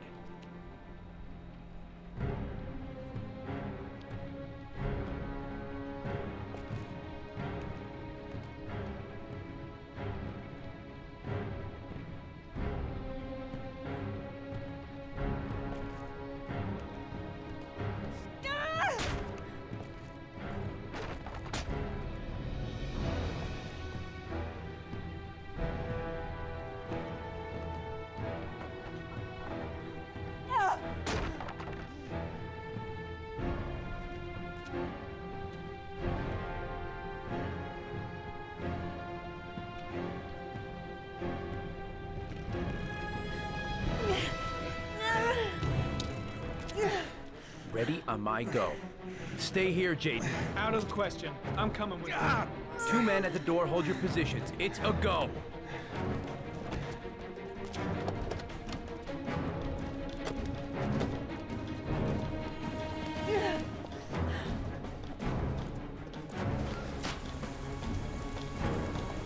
Come on, let's go this way.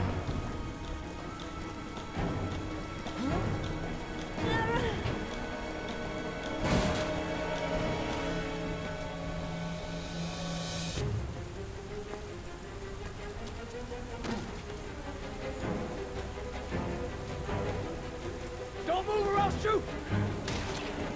Ethan!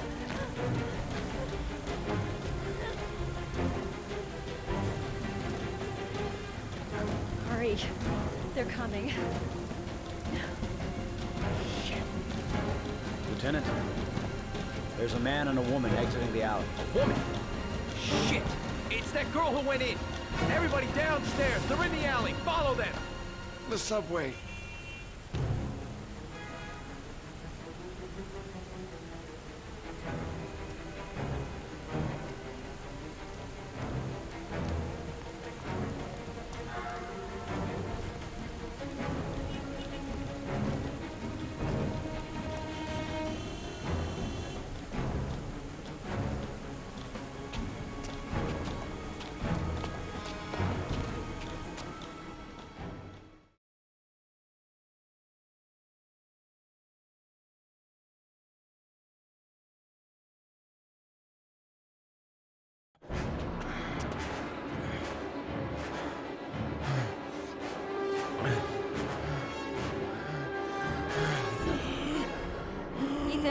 Ethan, what's the matter? We've got to keep going. Ethan, they're coming.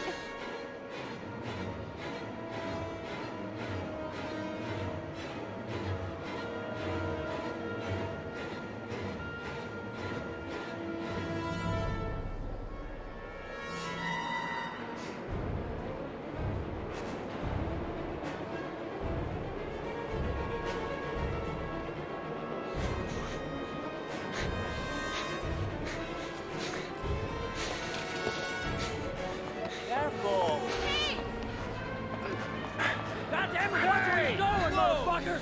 Ah! Ow! Hey, watch it, man! Police! Stop or I'll shoot!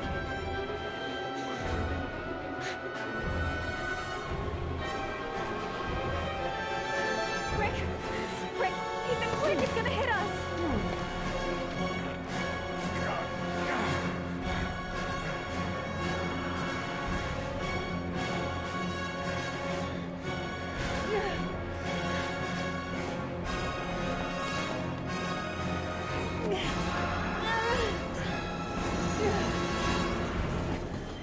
We've got to get on that train, Ethan.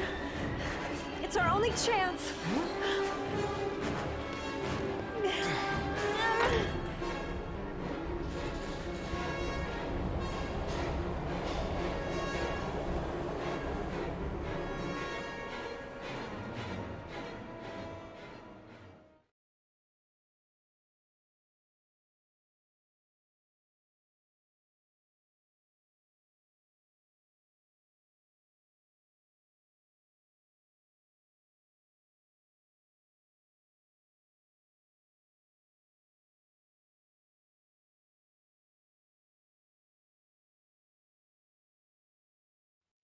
Less than an hour ago, we heard from the police who have identified the man thought to be the origami killer.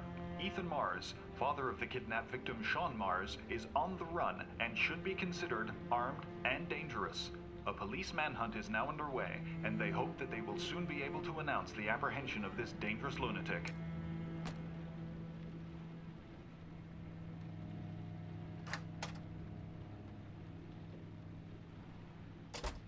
I brought some food.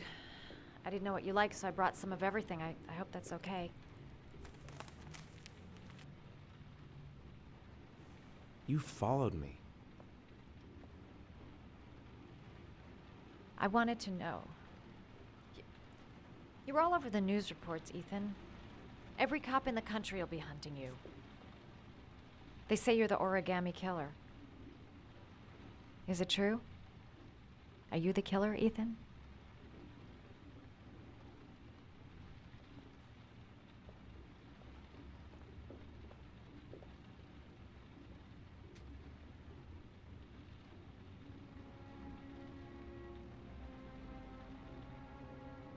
I sometimes have these blackouts. Times where I don't know what I'm doing. As if I'm someone completely different. The only thing I remember afterwards is the bodies. The bodies in the water. Why are you hurt, Ethan? Why were you in that apartment?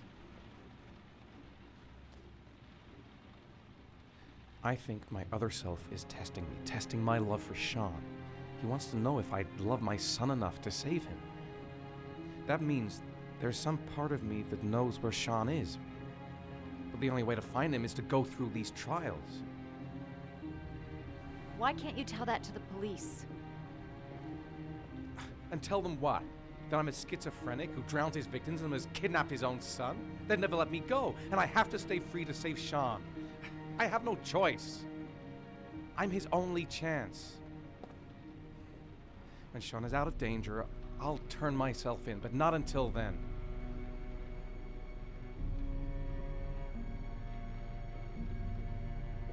You can't keep going like this. You're destroying yourself, Ethan. Finding Sean is the only thing that matters. There has to be another way. You don't understand. Time is running out. Sean will be dead in a few hours. I have no choice.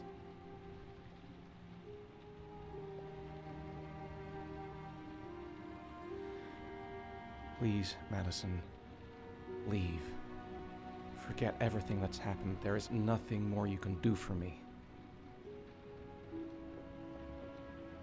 If you want to help me, leave. Leave me to do this on my own.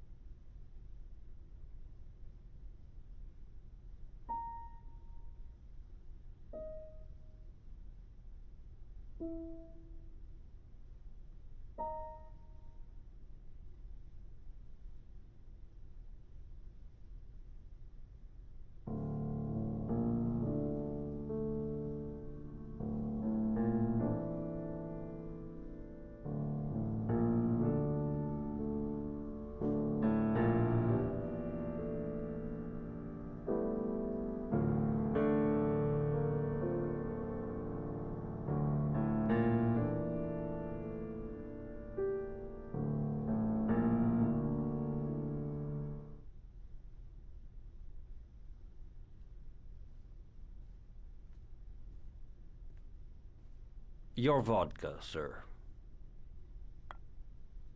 Thanks.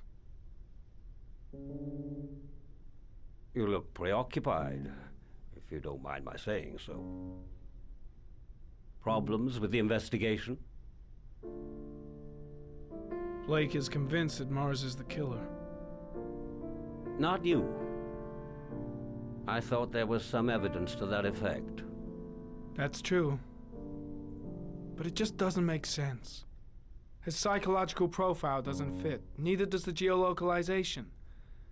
I can't see this father drowning 8 victims before kidnapping his own kid.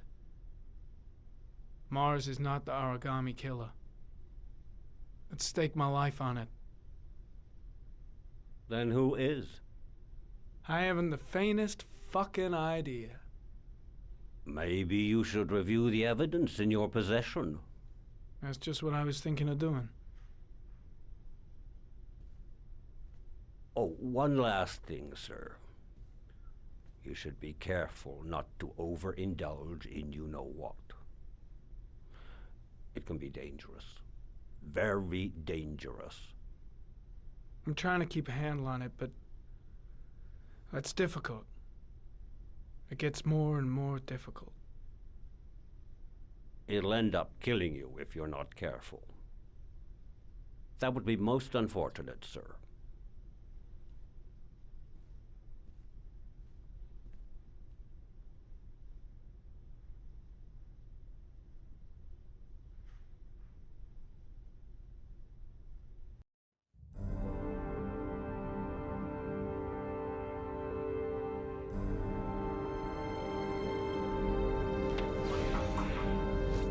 Well, looks like there's something new. The video recording from near the park on the afternoon Sean Mars disappeared.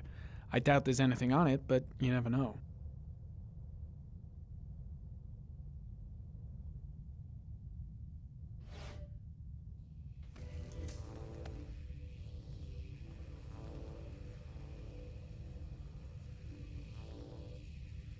Harry, comment.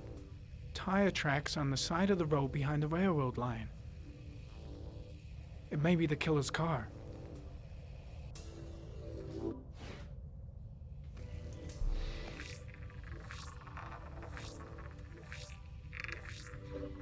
The killer's car is probably a Chevrolet Malibu 83.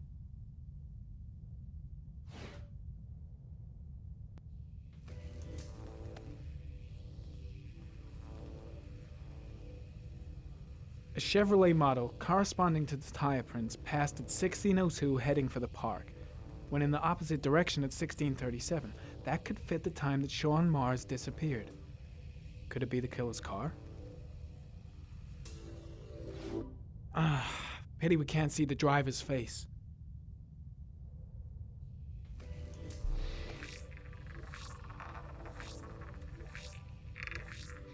The car was stolen. Let's see. A certain Jackson Neville was suspected of stealing it, but the charges were dropped. Not enough evidence.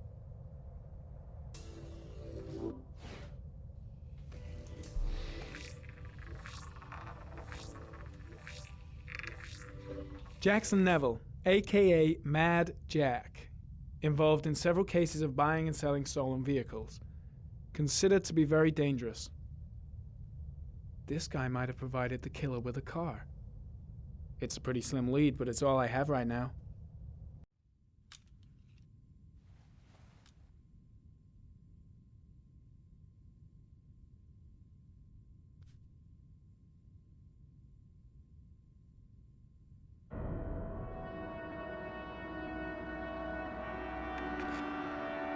Oh, one last thing, sir. You should be careful not to overindulge in you know what. It can be dangerous. Very dangerous. Shit, it's coming. Trypticane. The tube is on the bedside table. All I need is to take some, and the pain will go away. I should resist. This is gonna kill me. I know I can resist. I just need to stay in control and do something until it goes away.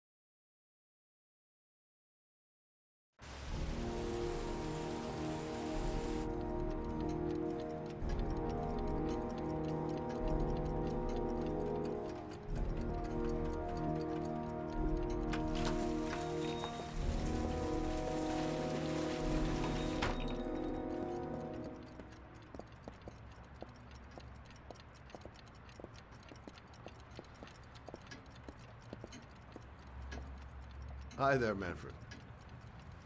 Who is it? Scott. Scott Shelby. Do you remember me? Scott? Scott! Oh, yes, of course. Well, good to see you. How long has it been? Oh, about 10 years, I guess. Oh, at my age, time means nothing anymore. I repair clocks, but I try to forget about time. Well, how about you? Are you still with the police? Oh, no, I quit. I'm a private investigator now. This is Lauren. She's a friend. Hello. Oh, hello, young lady. Well, this calls for a celebration. I've just the thing. Wait there. I'm sure I saw a bottle of scotch around here somewhere.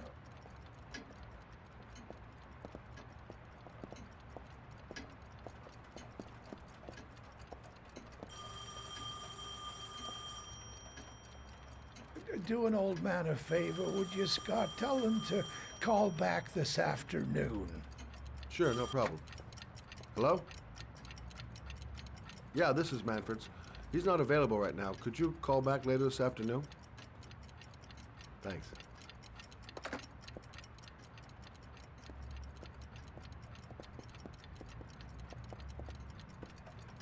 Well, to old friends.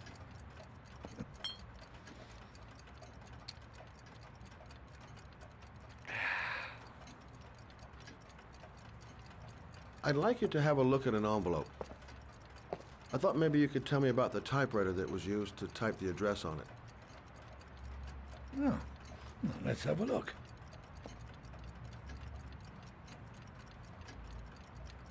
Could you pass me the magnifying glass from behind the counter, sure, please? I'll get it. My eyes are beginning to fail me.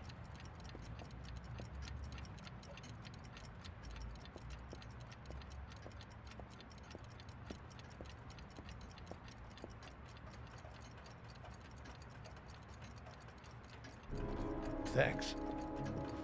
Well, let's see what this envelope has to say for itself. The Royal Five. Yes, the shape of the T's and the F's is typical of that model. produced between 1907 and 1924. Yes, no doubt about it. It's a Royal 5.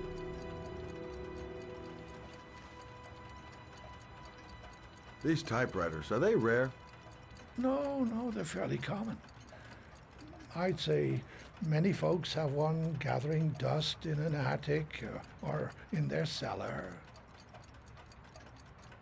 Do you keep a record of all your clients? Oh, yes, indeed. At least the ones who pay. Any chance I could get a peek at that? Yes, of course. I keep my account books in the office. If you're not in a hurry, I have a list of all the clients who ever bought a Royal 5 or had one repaired. Yeah, that would really help us out. Delighted to help. Give me 2 minutes, and I'll be right back with the list.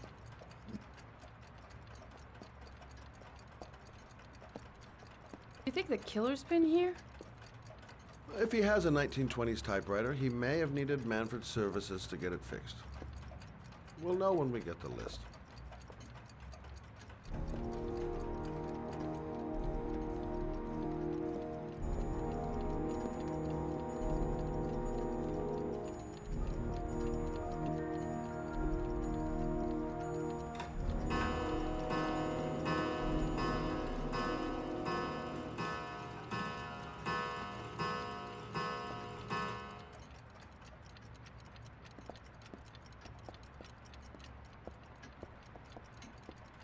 Hello? Manfred! Hello?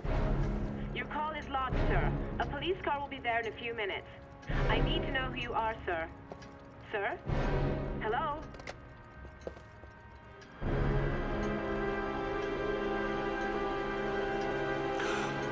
Oh my God! He's dead. Oh, God. Scott? Oh my God. What are you doing? I'm calling the police. The killer has already called the police. I think he wants us to be his scapegoats. We gotta get the hell out of here. What do you mean? We have nothing to do with his death. We were just here when it happened. Look, we're running out of time to find Sean Mars. The last thing we need is 24 hours in a police station explaining this whole thing. Well, so what do we do?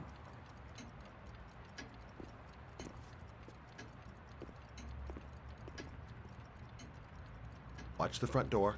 I'll get rid of our fingerprints from everything we touched since we came in. We better work fast. The police are going to be here any minute.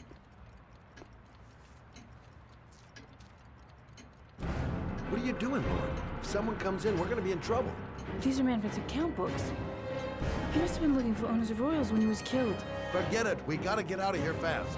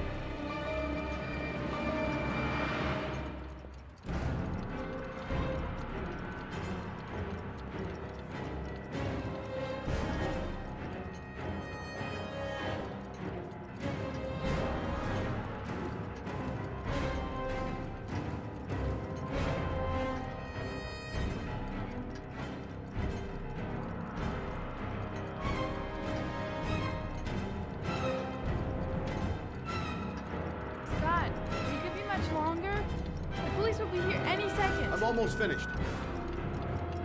That's it. We're You done. get all the prints?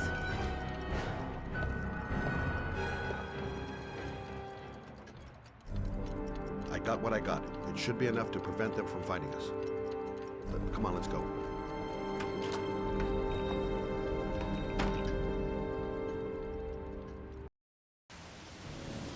Where are we going? I'm taking you home. This is getting way too dangerous. No way. We're partners, remember? We had a deal.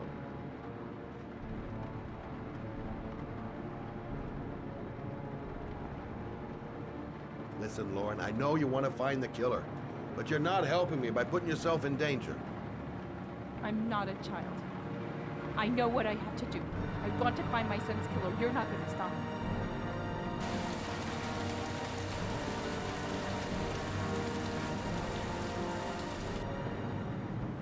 Stop the car. What? Stop the fucking car!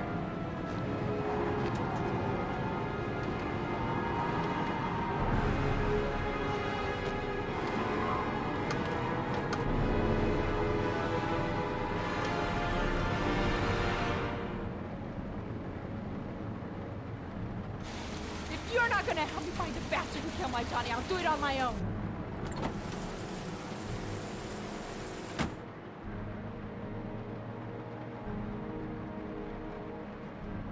Such an idiot.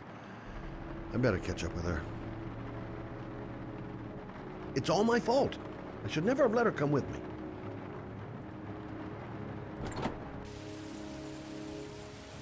Lauren! I can't just leave her like that. She'd do anything to find the guy who killed her son. I miss him. Miss him so much. I'd do anything to hold him once again in my arms.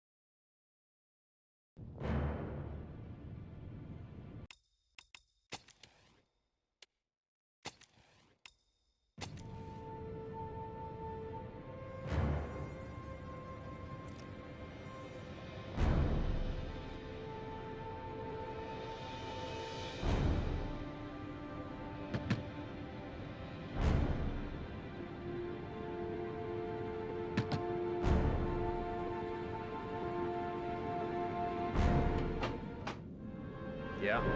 What do you want? Oh, fuck. I said 1,000 times.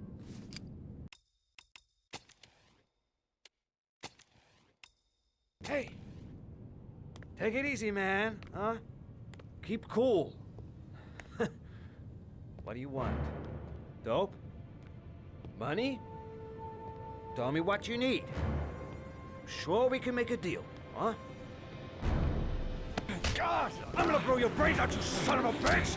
You come into my house and steal my dope? You'll be shooting up in hell, motherfucker! God!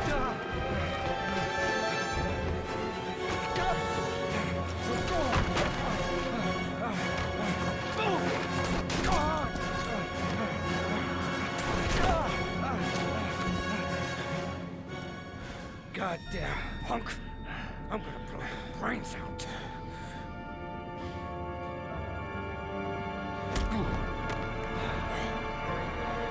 Get out of here.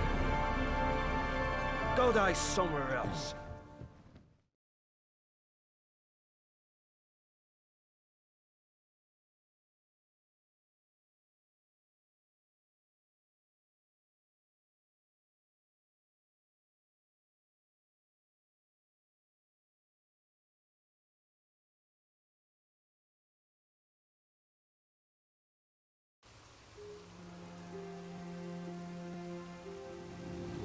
Mad? It's Sam. I got your information. The owner of the apartment in Marble Street is a Dr. Adrian Baker. He's a struck-off surgeon. He used to sell drugs to junkies on the quad. He made some cash and bought up some cheap-ass apartments, including the one in Marble Street. Of course, he got caught. He did a few months in prison and was struck off the medical register. Interesting. Thanks for the information, Sam. I owe you one. Hey, Mad, be careful, okay? I'm on it. Talk to you later.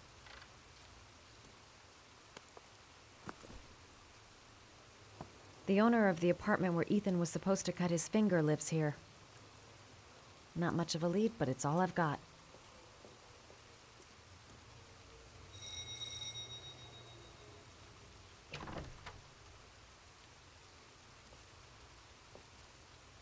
Hi. I was told that you could get Bitropin without a prescription. Sorry, you were misinformed. Goodbye. Hold on. I really need your help here. I can pay. Well, why didn't you say so? Please come in.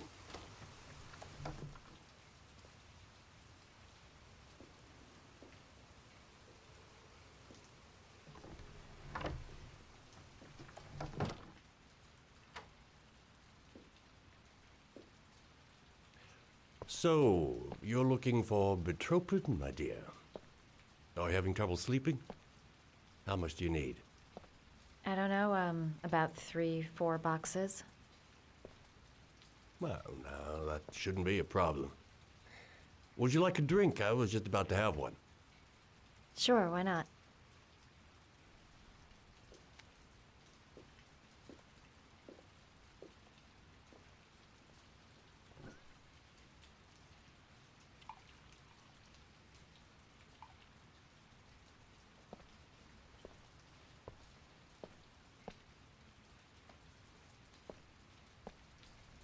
I haven't seen you around here before. Who told you about me?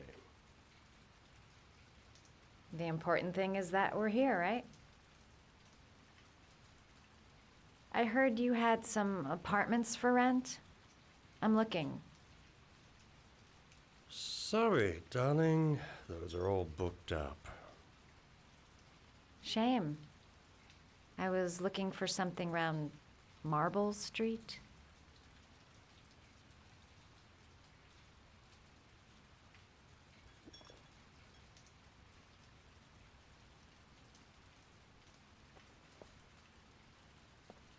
You're not drinking? Yeah, sure I am.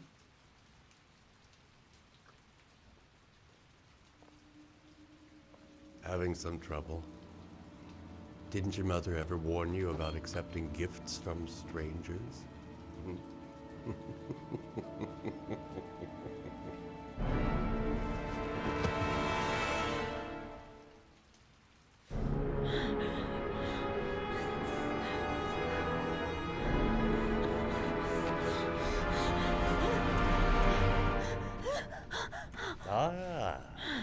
Say hello to Matthew. He claimed he had come to the census. Another one of those goddamn government spies. So, you're interested in my Marble Street apartment. I rented to my friend Paco, if you must know. I have no idea what he does there. Maybe that's where he fornicates with his dancers from the Blue Lagoon. To be honest, I don't give a damn. Just as long as he pays his rent, he can do whatever he likes. But enough with the chit-chat. I miss surgery, you see, so I take every opportunity to practice. I don't have any instruments here, so I use whatever comes to hand. I hope you won't hold that against me. Hold tight. This might sting him.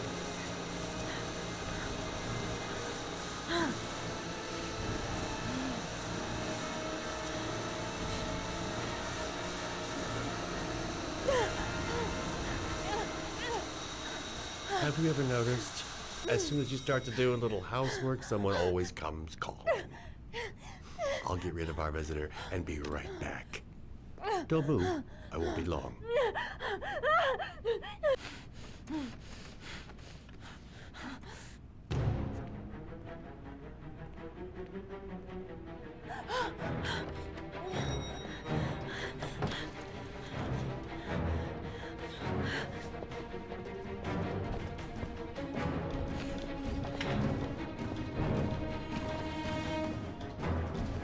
Hello, sir. I've come to bring you the word of the Lord in the form of these magnificent Bibles, which I will gladly leave with you in return for a contribution of only $5. No thanks, I'm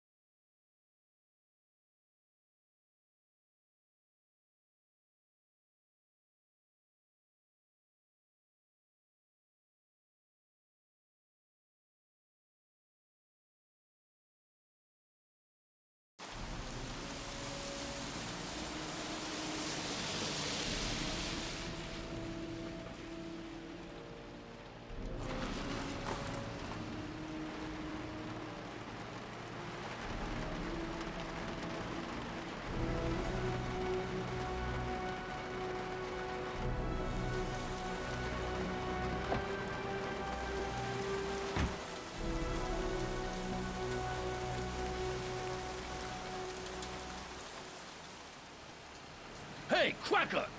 What you doing in there? Norman Jaden, FBI. Can we talk for a minute? Yeah? I'm looking for the owner of a blue Chevrolet Malibu 83. I don't give a damn how the car got here, whether you stole it or not. I just want to know who bought it from you. Sorry, man. Don't ring a bell. I got a real bad memory for names. Perhaps I can help you to remember. if we find out that you sold the car to the man we're looking for, you're looking at some pretty solid time inside, Jackie boy. You trying to scare me with your big talk? I never saw your damn car. Now take a walk.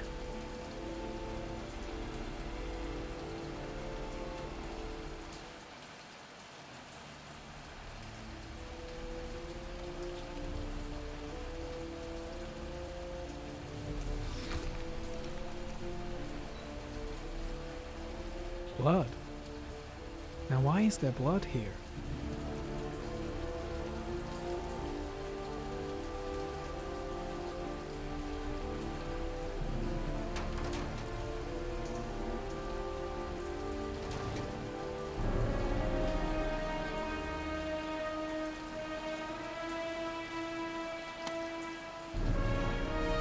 One of your cop buddies asking too many questions.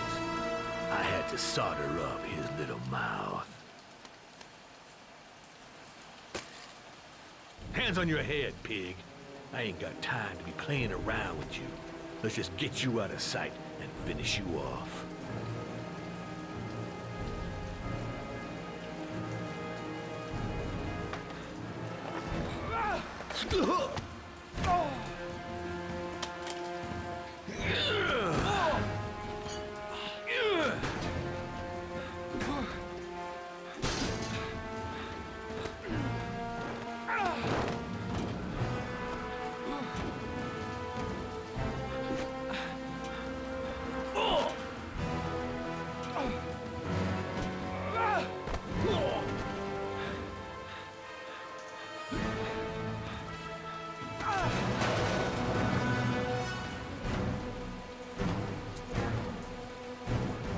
Enough fucking around. You're gonna tell me about the man with the blue car. Go fuck yourself in the ass. Damn! You out of your motherfucking mind, man? Oh, shit, Jack. Ain't nothing to it. Just a little bit of self-defense. Page 1 of the police manual. Kill or be killed. Whoa, whoa, whoa, stop, enough. I'm starting to remember some things. You be cool, I'll tell you the tale. No, I don't know nothing about the guy. He wanted me to get rid of his dirty car, get him a new one with false plates. He paid cash, and I ain't the questioning kind. Said I was supposed to drop the word to a guy named Paco down at the Blue Lagoon when the car was done. Now that's all I know. We'll continue this discussion down at the station. You're under arrest. You have the right to remain silent. Anything... Shit, not now. Anything you say can and will be... Hey, you look like you got a problem, man.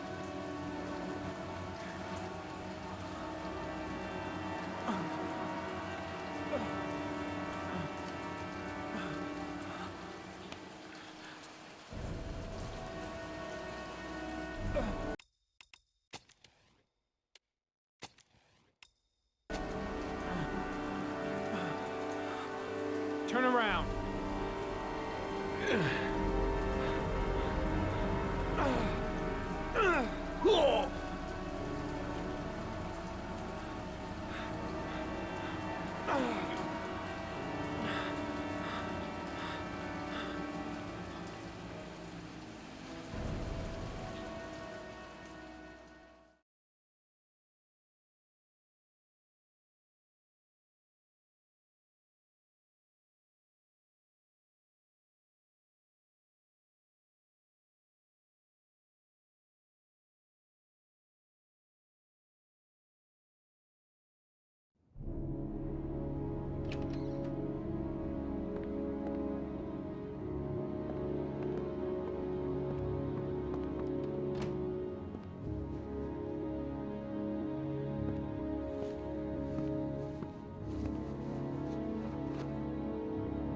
So, you think the origami killer killed Manfred?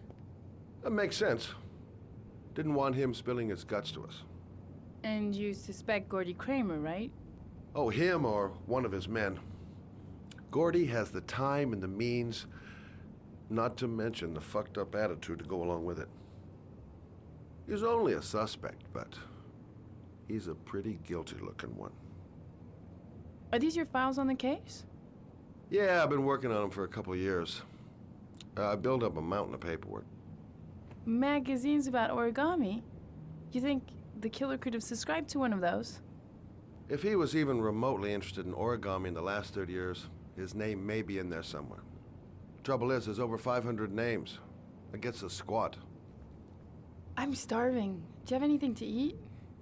Well, I'm no chef, but I should be able to make some scrambled eggs if you like. Great.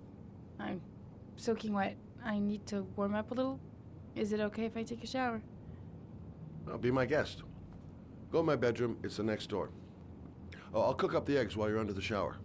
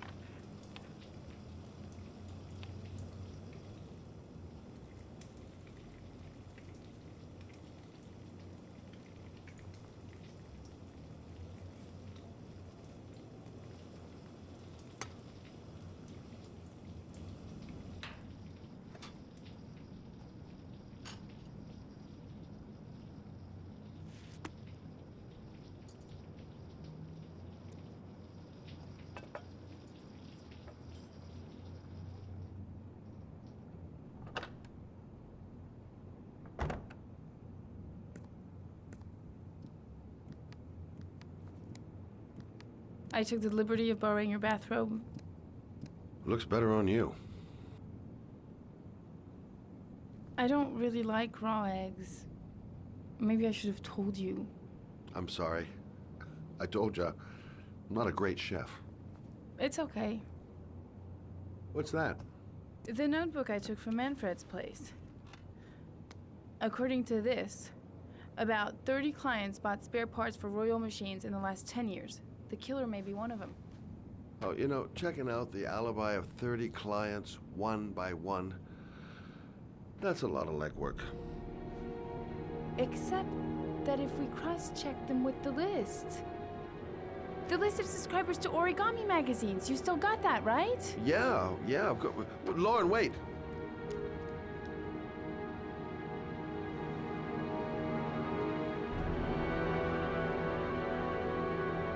If the killer really used a royal typewriter and if he subscribed to an origami magazine, his name should be on both lists.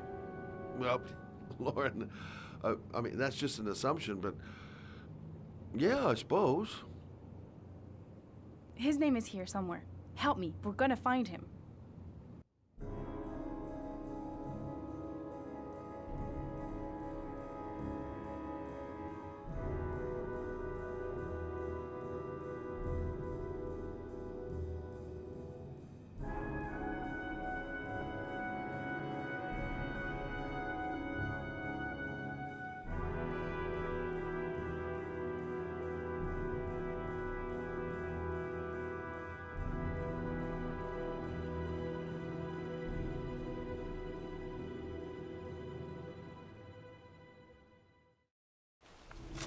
The only guy whose name is on both lists died when he was 10. What are you gonna do now? Dig up his coffin, make sure he's dead? I know it doesn't make any sense. Unless the killer was only using his name. But why use the name of a kid who died 30 years ago? Well, that's what we came to find out. The name is John Shepard. It should be on a grave around here somewhere. You never give up, do you?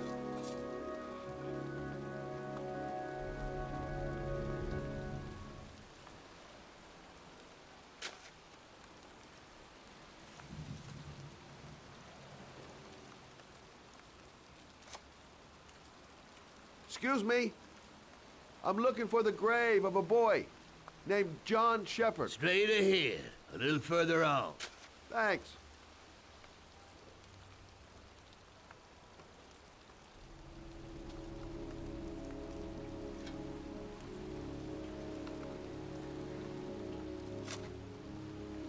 Hey, Lauren. I found it.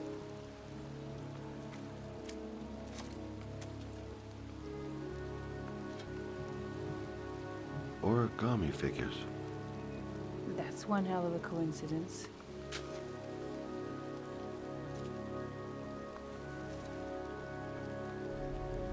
These flowers are fresh. Looks like someone's still tending the grave. Oh, youngin'. That one I knew well. You knew John Shepherd? I've worked this graveyard nearly all my life. I remember what happened. It was in 77. October, I think.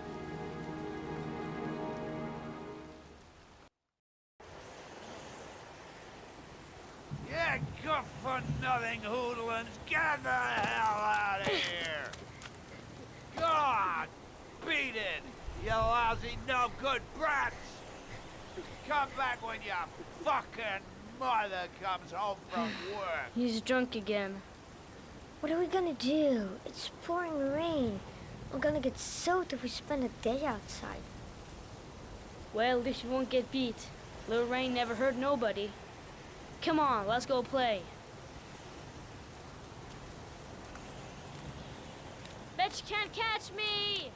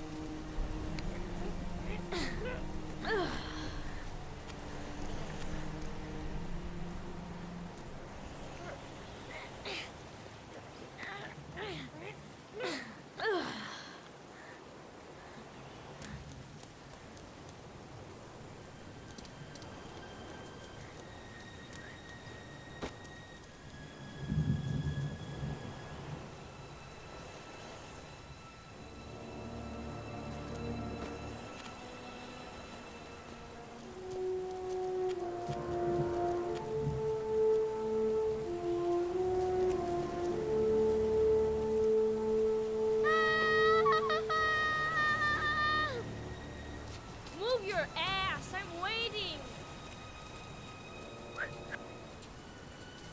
Come on!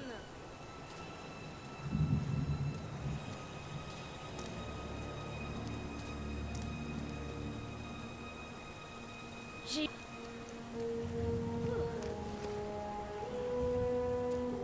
Bet you can't do that!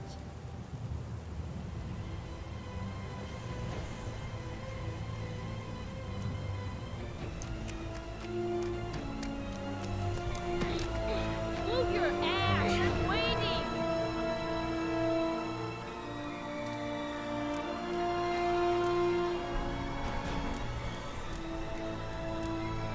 Jeez, you're nothing but a slowpoke.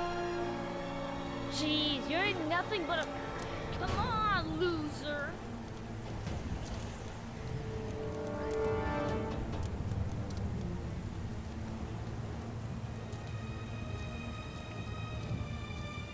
What you doing? You're coming or not?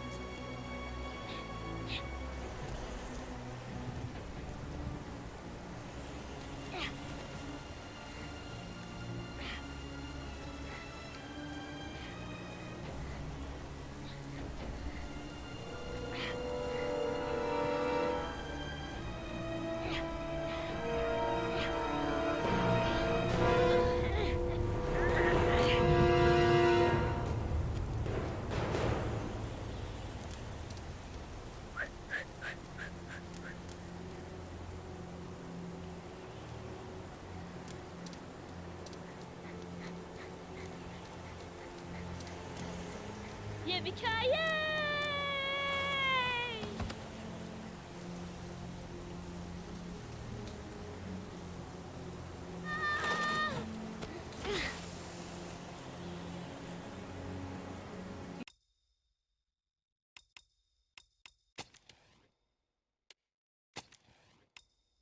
wanted to do this and it's too hard for you. No chance, I can do it all right.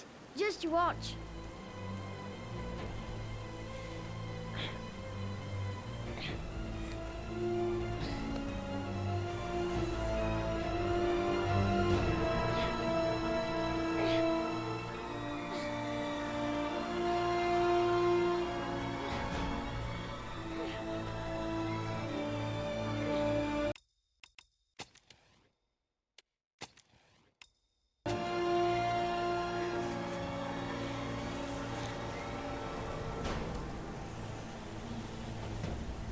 John, wait for me! Get a move on!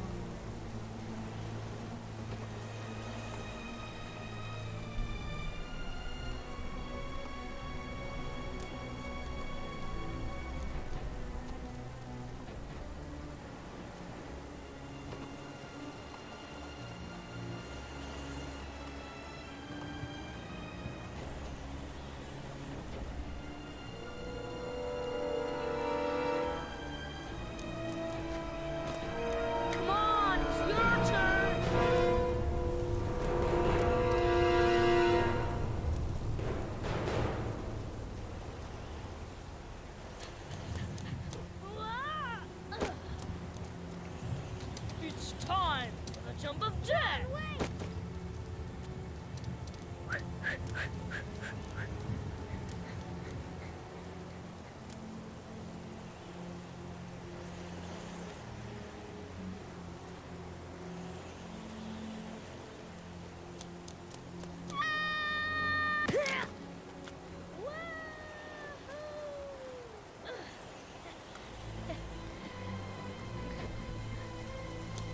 Whoa!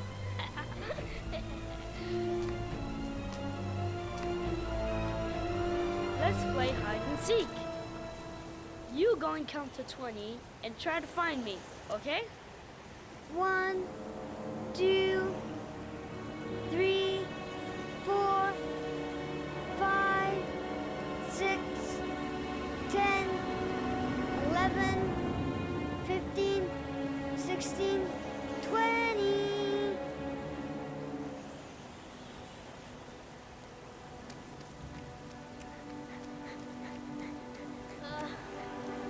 Help! John! My foot. My foot is stuck. Grab on! Up the road there! Ah! Crap! It ain't gonna work. What are we gonna do? Hang on, John! I'll get help. Just hang on. Go on, hurry! I think the water's rising. I'm hurrying. I'll be right back. But the poor kid never did find any help. And his brother drowned in that pipe full of rainwater. The boy that lived, what happened to him? Well, all I know is he got separated from his parents. I think he got adopted. Well, looks like a storm's coming. I guess I better be getting home.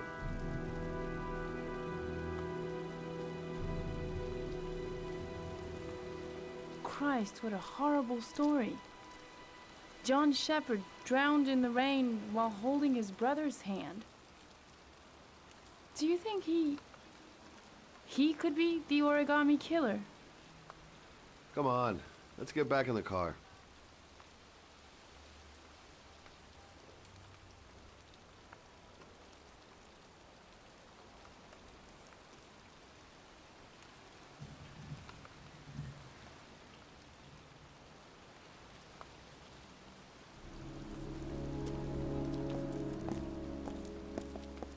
Wait, What's the matter? that man over there. Yeah? It's Charles Kramer. Gordy's father? What's he doing here?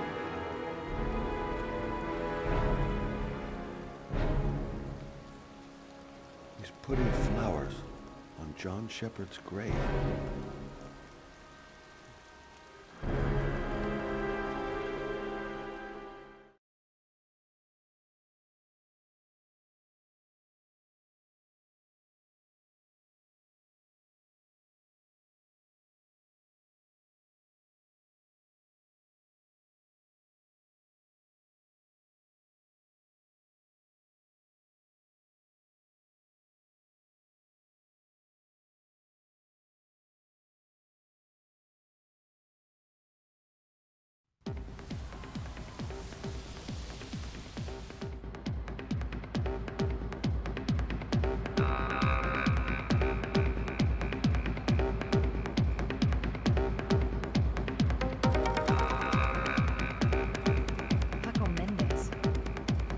guy who rented the Doc's apartment on Marble Street. You better be careful. He might be the killer.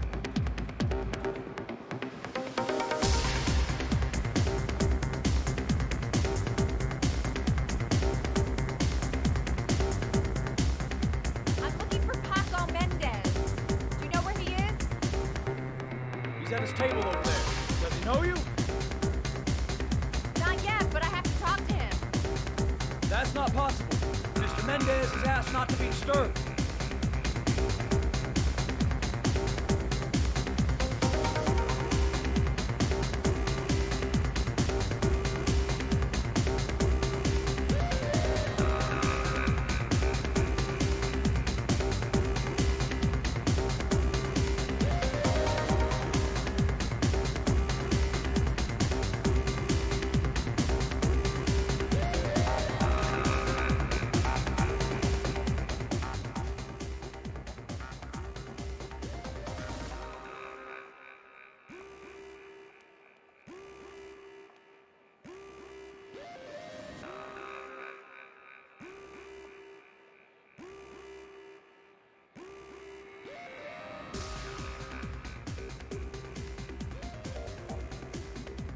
Paco seems to like his girls sexy. Sexy in a kind of dumb way.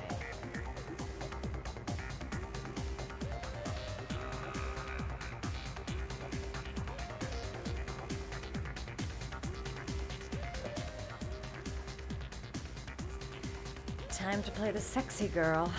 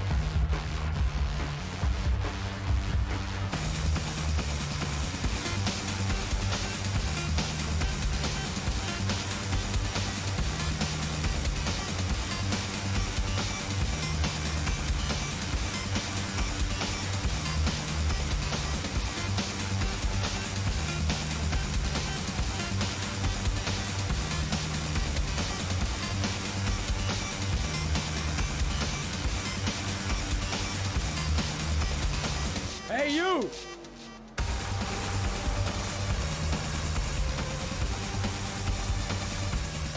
It's your lucky day, sweetheart.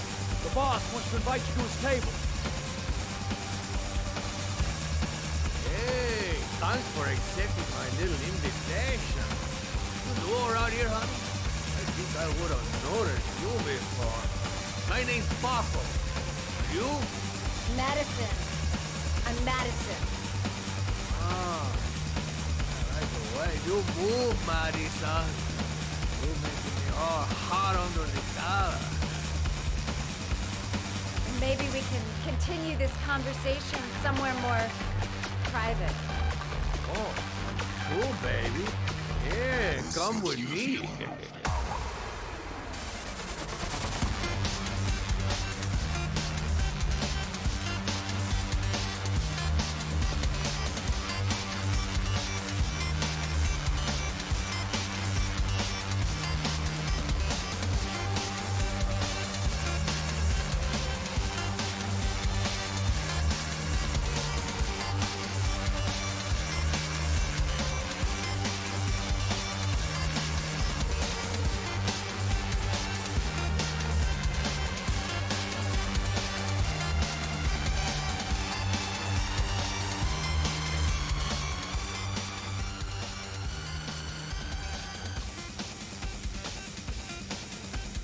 So, welcome to my little kingdom.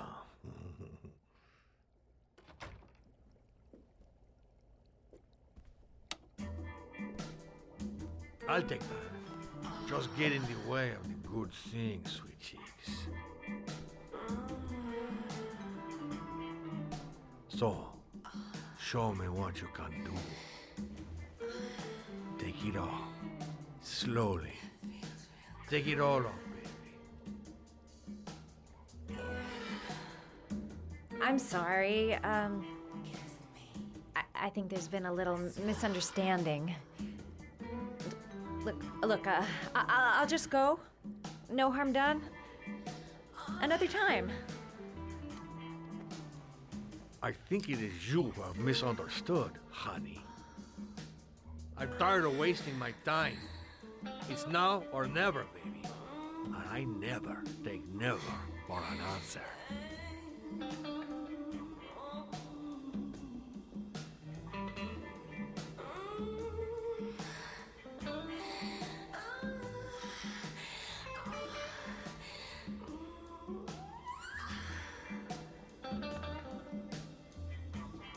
The lamp.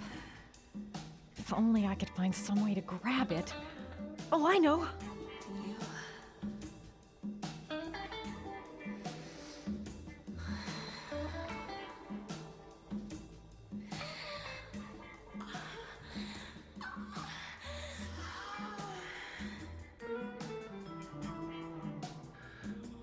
Baby, sweet cake. That's what I call kicking butt. You go, girl.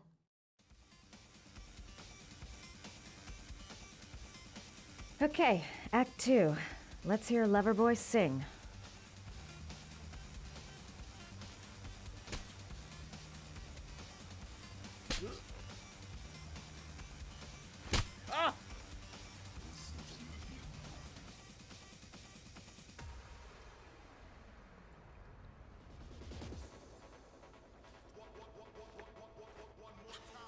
If you call out, I'll kill you.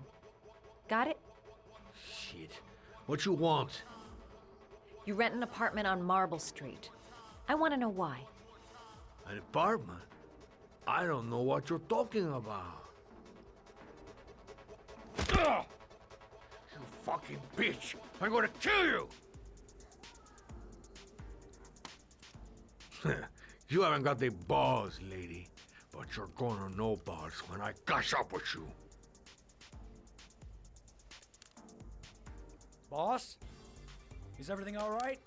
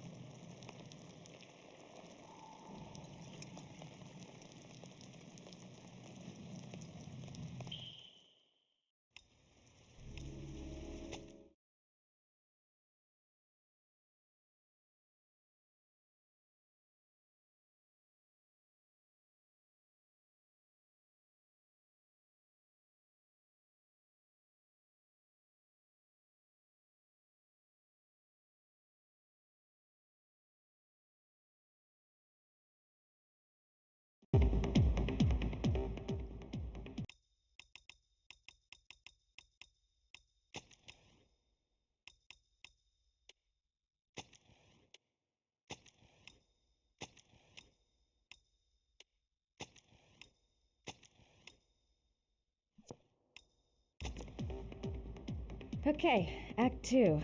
Let's hear Loverboy sing.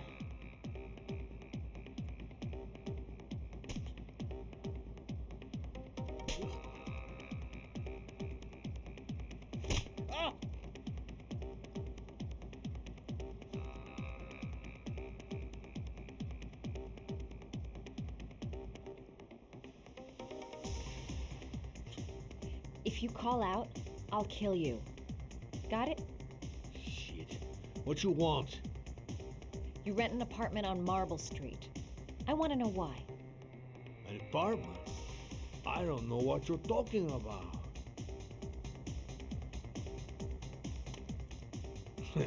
You haven't got the balls, lady. But you're gonna know balls when I catch up with you. Ugh! You fucking bitch! I'm gonna kill you! Boss? Is everything all right?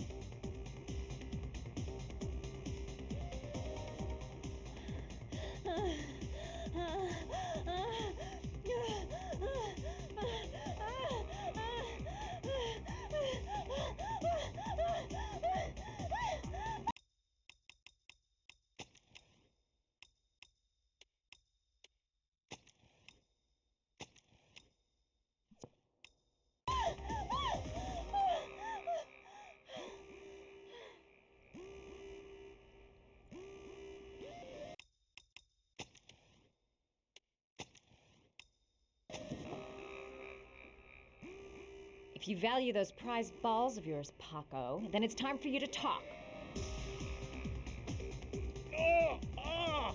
What you doing? Stop it! Stop it! I'm only getting started. How about some more? I never set foot in that apartment. I gave the keys to some guy. He said he needed a place. He had money. What was that guy's name? I don't know his name. I swear.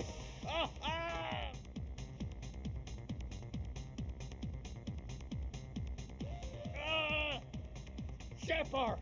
His name is John. Shepard.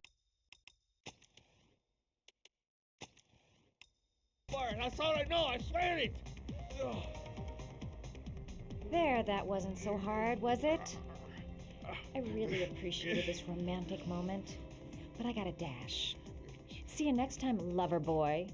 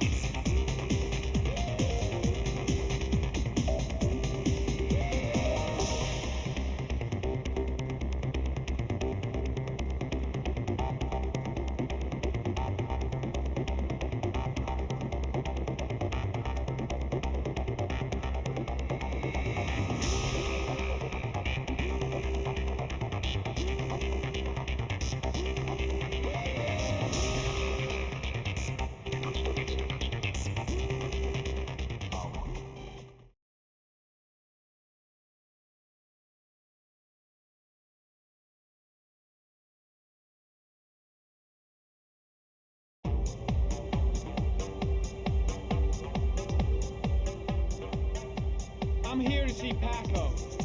Paco? There ain't no Paco here, fella. Get lost. Are you absolutely certain?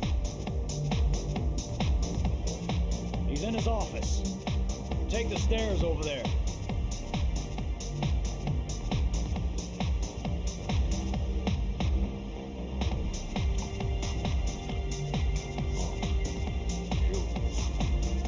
Sure, I gotta hear you come in. A crazy beach came around here asking questions about the apartment on Marble Street. I don't know what you're doing, and I don't want to know, or whatever that shit is. It's beginning to draw attention. Look, I know you kept me out of prison, But that fucking bitch nearly killed me. Everything you ask. I think my debt to you is paid. Don't fuck around, man. No. No, wait. I can still help you out.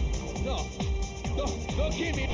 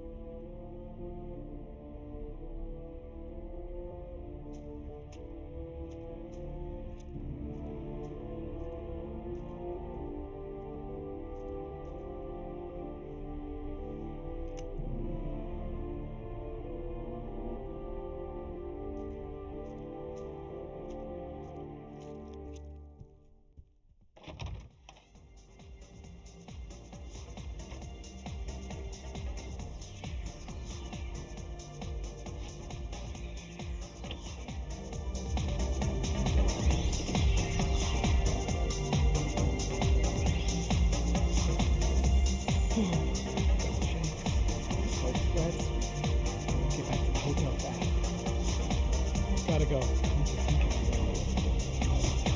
I seem to spend most of my time getting my shit kicked. The suspect dead. Someone tries to kill me.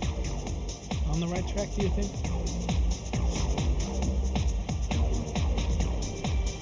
Paco knew the killer. That's why he was killed. It's too dark. It all happened so fast. Didn't have time to see his face.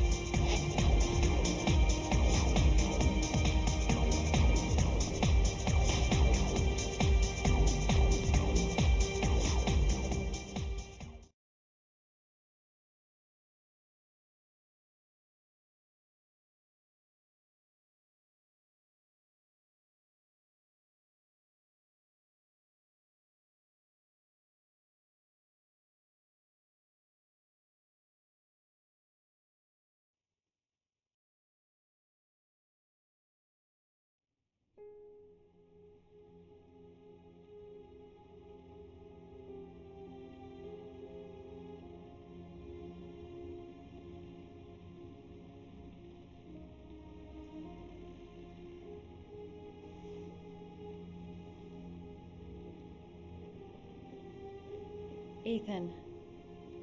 Are you all right? I failed the trial.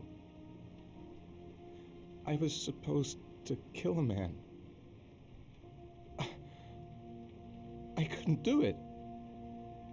You're not the origami killer, Ethan. You're not responsible for those murders. I can prove it. That changes nothing. Saving Sean is all that matters now.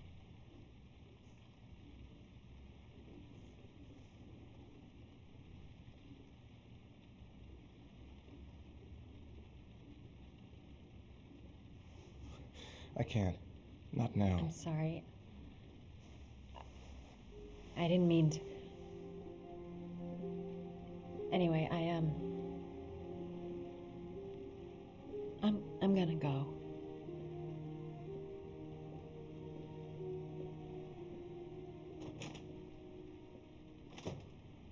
I've no more business here. I'm going home.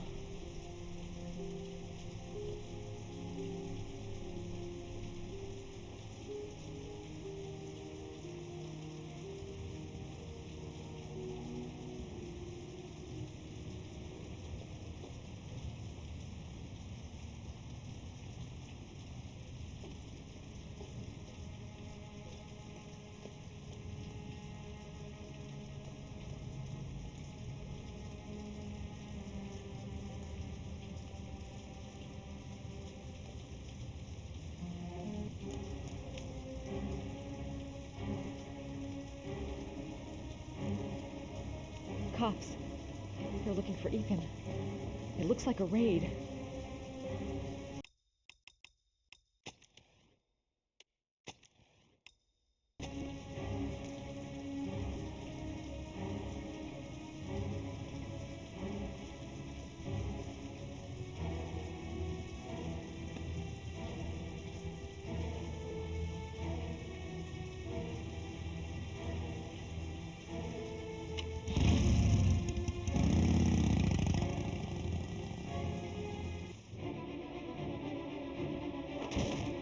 Don't move!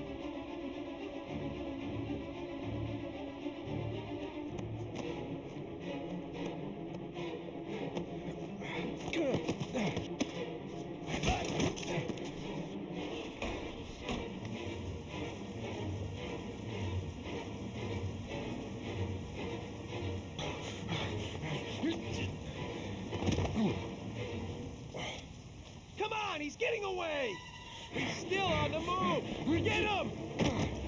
He's making a run for it! He's on the balcony!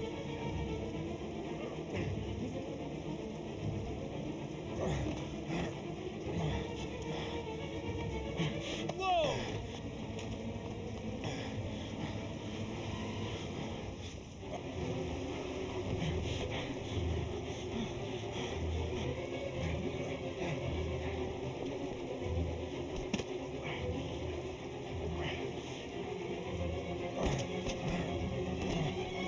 Don't move!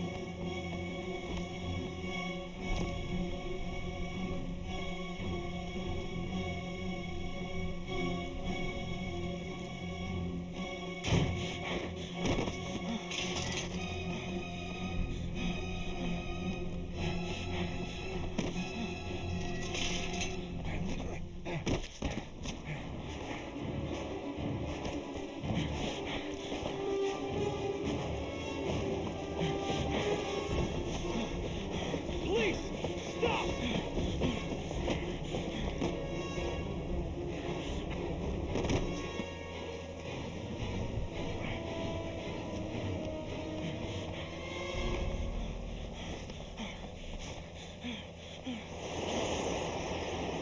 It's over.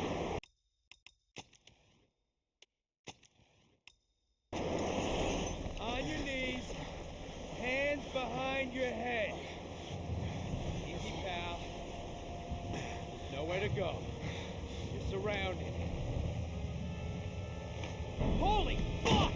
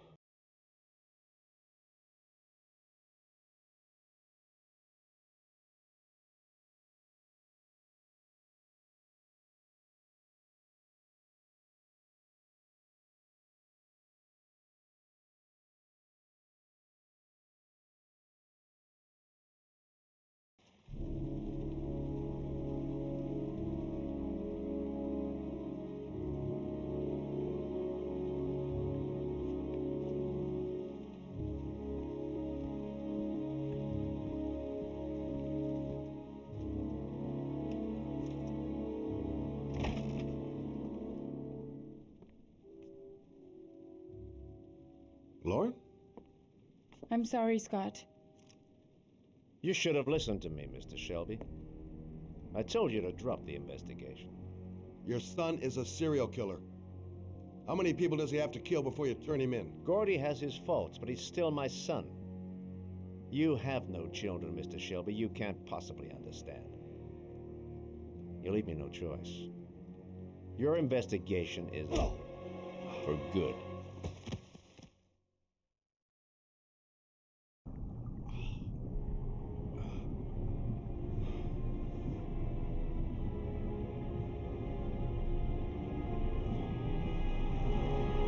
Lauren! Shit!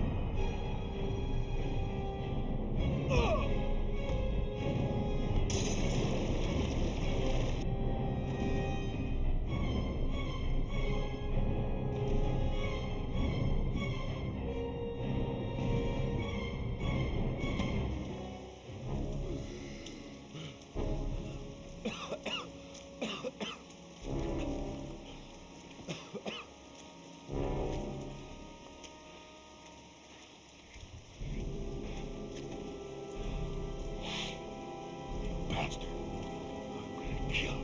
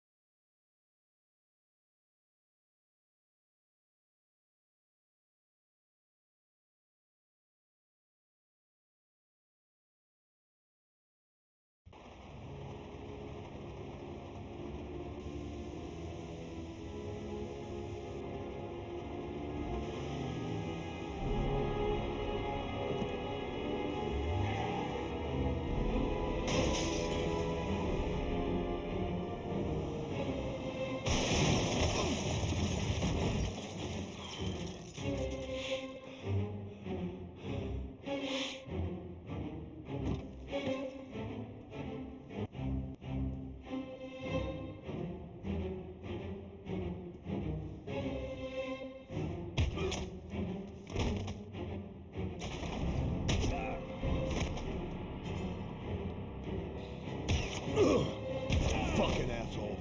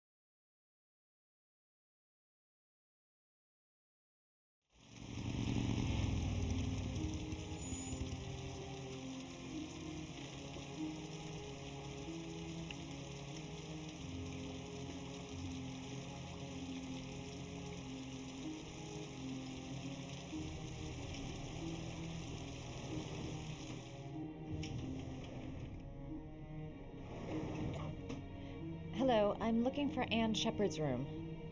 Please sign the visitor's book.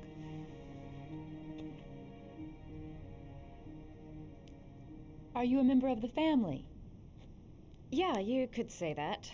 Oh, she'll be pleased to have a visitor. No one ever comes to see her. With the Alzheimer's, she has trouble remembering things, but it'll still please her, you know. It's room 19 at the end of the corridor. Thank you.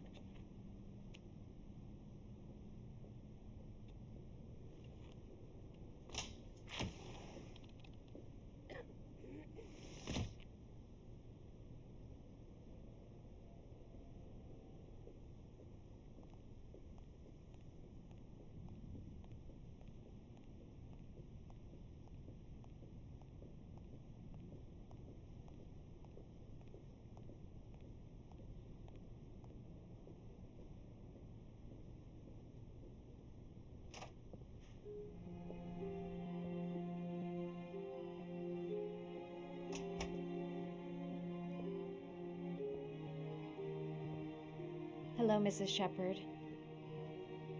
Is it time for my pills already? No, Mrs. Shepherd, They're never on time with my pills. I don't know what they do here. In the other hospital, they were always on time. But here... My name is Madison Page. I'm a journalist. I'd like to ask you some questions about your son. I don't like this hospital. The food isn't very good, you know.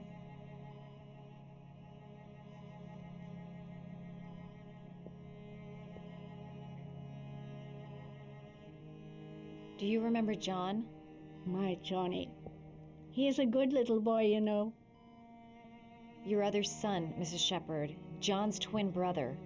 What was his name? What other son? I have no other son. I never had any children. I know what happened at Carnaby Square. Do you remember? Carnaby Square. I think I used to live there a long time ago. We didn't have much money at the time, you know. We had to make do with very little.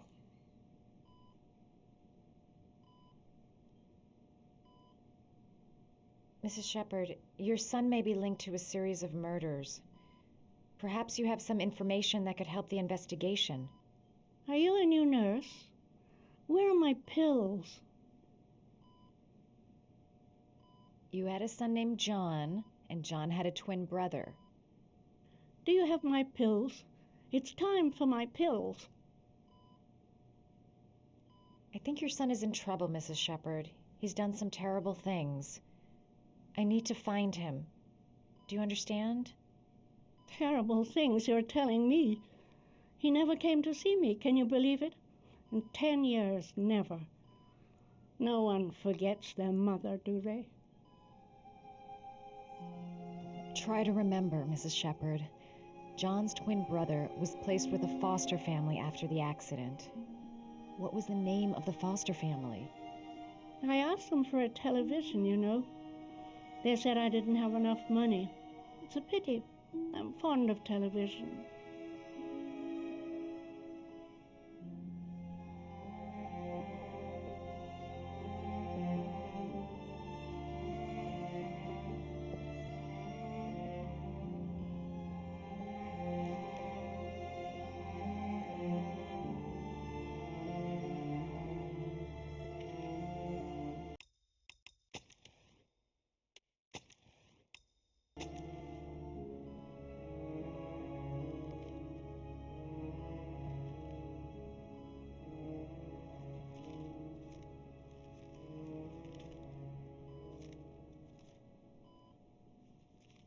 Oh, you know how to do these little dogs, too.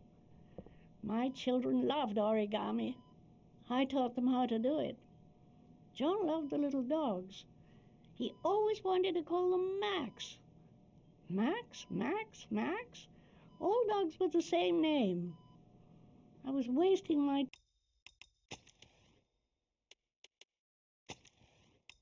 time telling him they couldn't all have the same name. But he always wanted his paper dogs Max. It's funny, isn't it?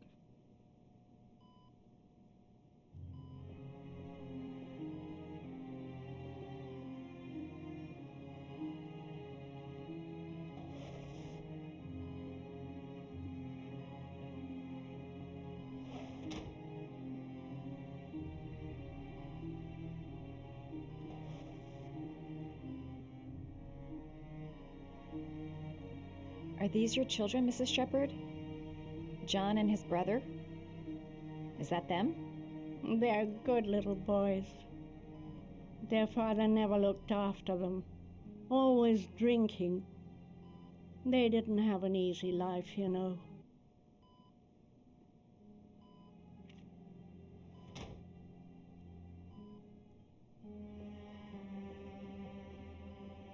You don't seem to get many flowers, Mrs. Shepherd.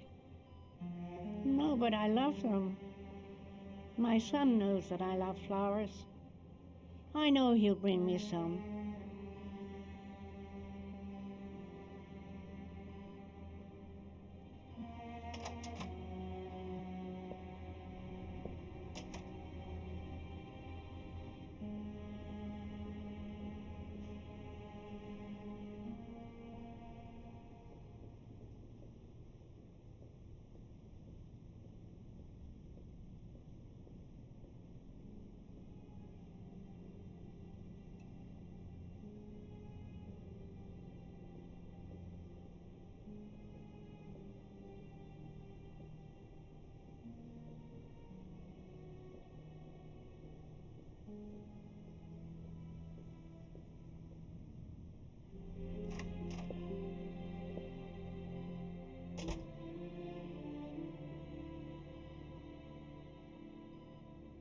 What a lovely orchid. My sons loved orchids. We used to grow them in the back. When John died, I laid orchids on his grave. I cried when they told me. I'd already lost one of my children, and now they were taking away another one, you understand. The foster family, Mrs. Shepherd. What was the name of the foster family that adopted John's brother? They were really very nice people. I met them, you know. In the beginning, I used to go and see my little boy. And then I got sick and I couldn't go any longer. Perhaps he thought I'd forgotten him. He must have thought I didn't love him anymore. His name, Mrs. Shepherd. What was his name? But I loved him. If you only knew how much I missed him. Please, Anne. His name. What was his name? Come closer.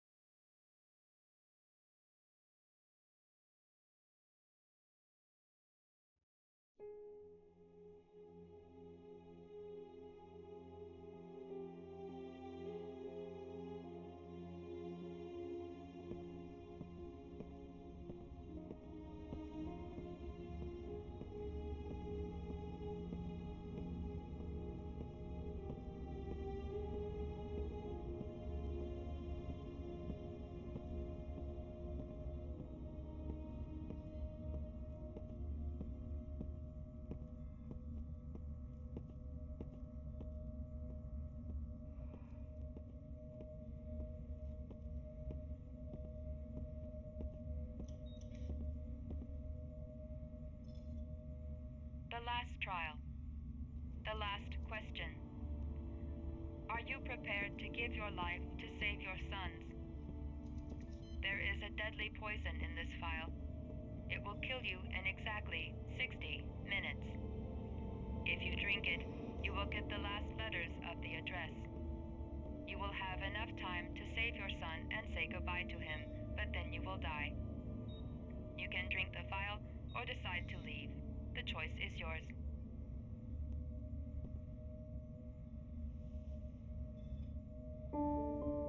I'll find you, Sean. I'll figure out a way, and I'll come and get you, son.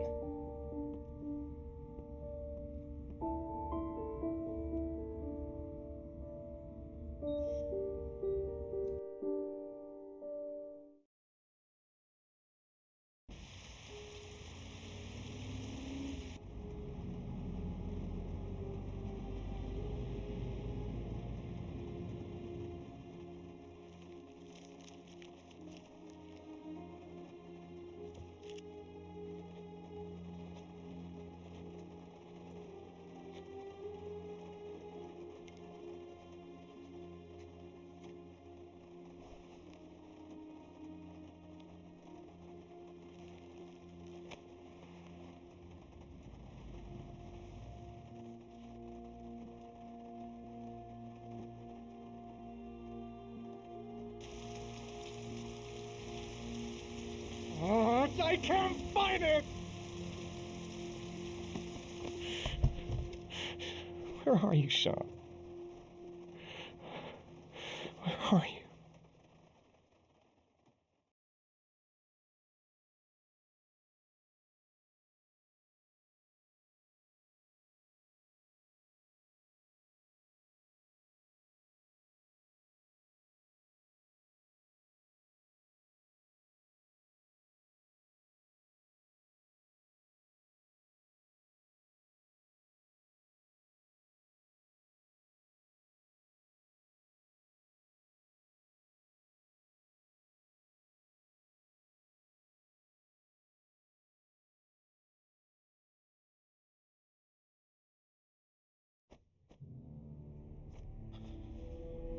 We've only got a few more hours left to save Sean Mars.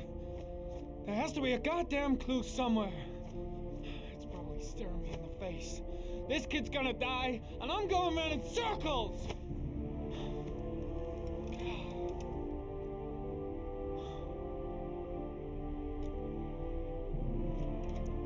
All packed up and ready to go? What are you talking about? The investigation's over. We know who did it. We no longer need your services anymore, Norman. So you can ride your files all the way back to Washington. I'd be lying if I said I was gonna miss you. The investigation isn't over. You have absolutely nothing on Mars.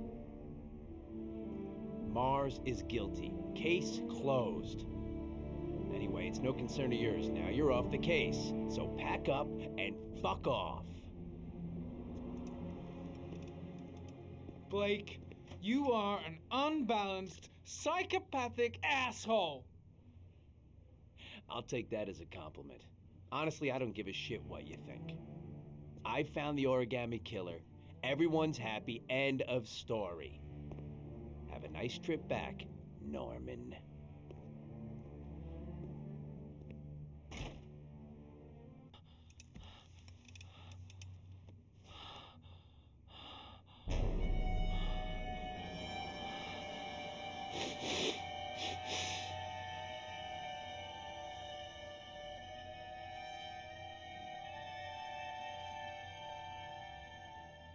The killer's name is here. Somewhere in this data. I just have to find it. Find it before it's too late.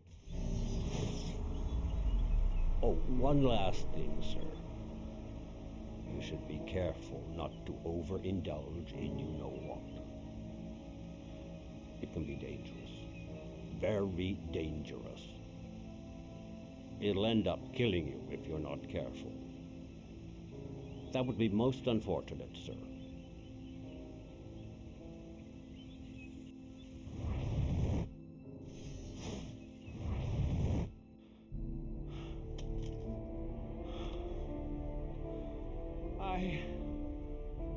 I can't go on. I can't go on.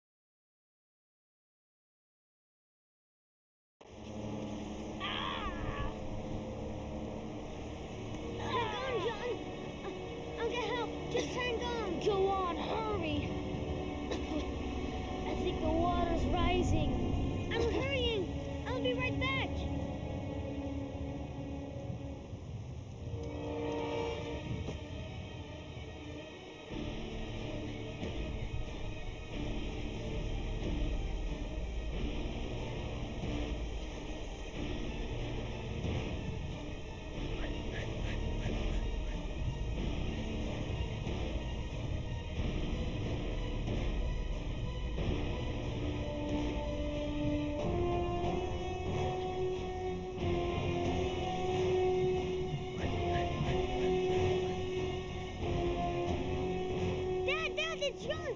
He fell into a pond! Oh, He's get out of drowning! here, you little pest!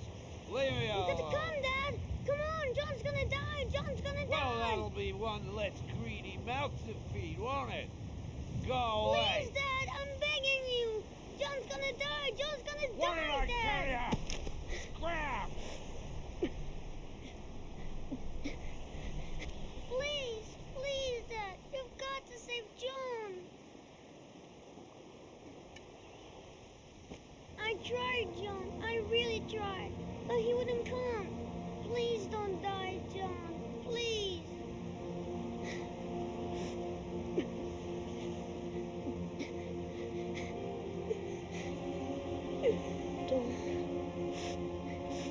Don't forget about this guy.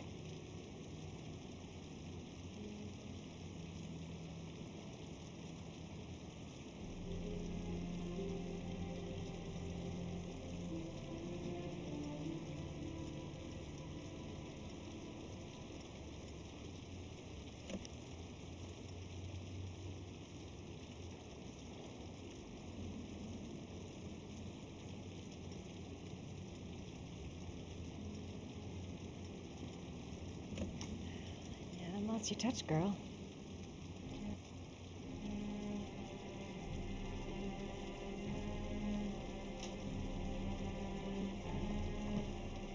The origami killer's apartment.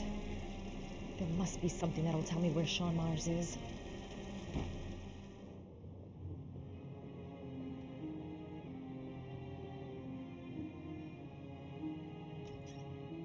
A cop's uniform. Always trust a cop. That's why children went with him. He was dressed as a cop.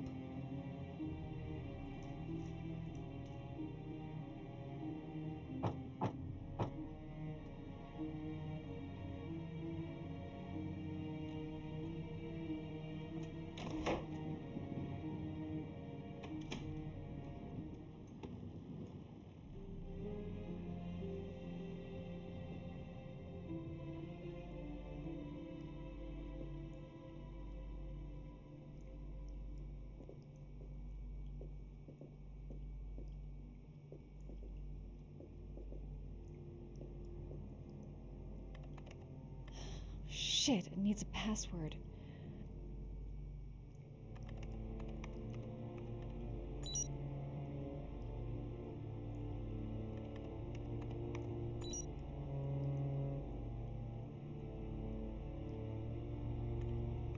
Got it. Max. The name John gave to his paper dogs when he was a child. What the hell is that? An address. It's gotta be where Sean Mars is. Hurry. There's no time to lose.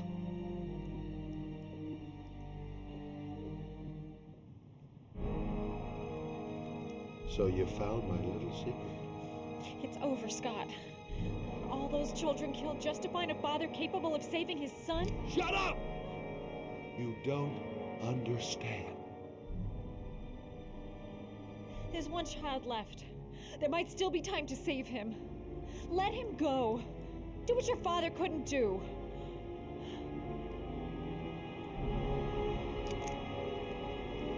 Get in there.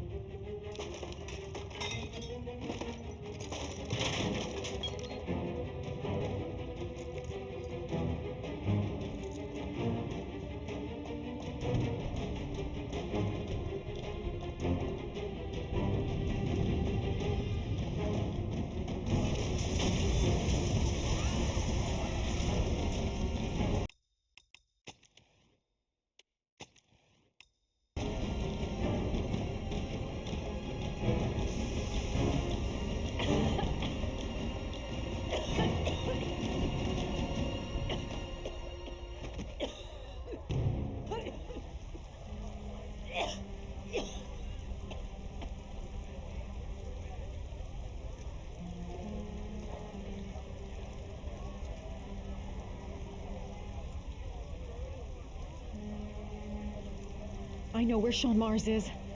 I've got to call that FBI guy Jaden. He's the only one I can trust. He'll be able to save him.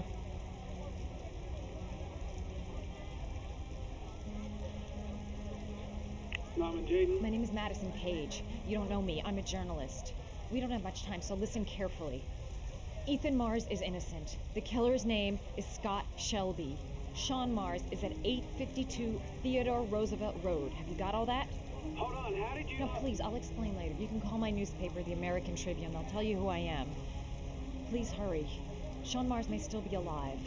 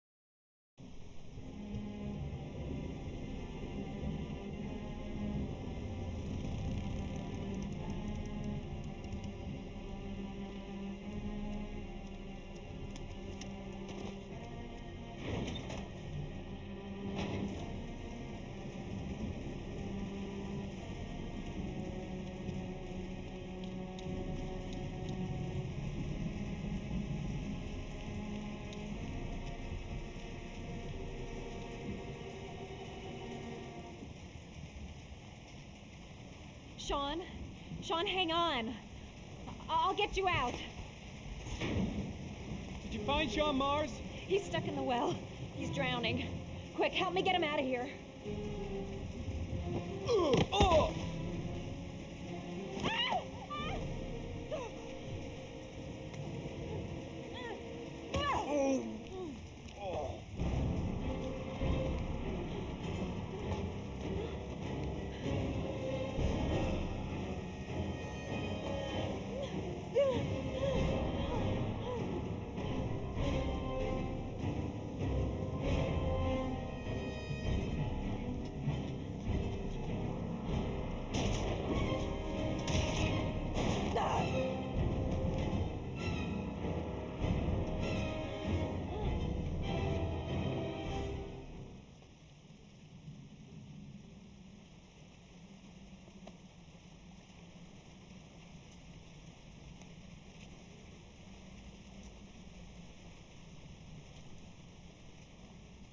Holy Christ.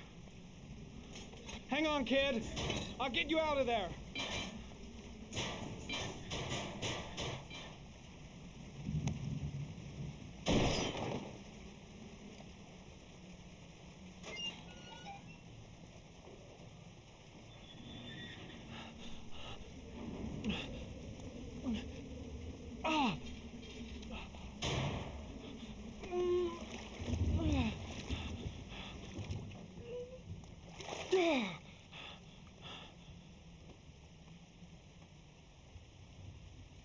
Shit. He's not breathing. He's not breathing.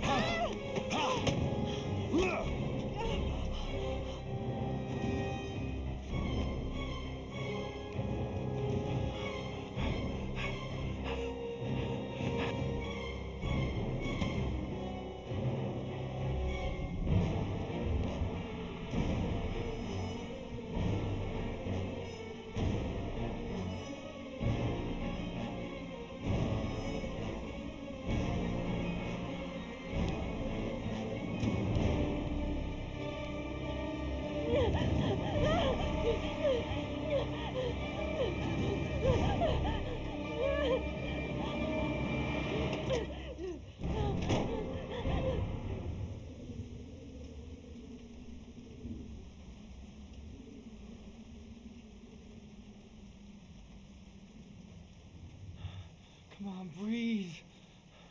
Breathe.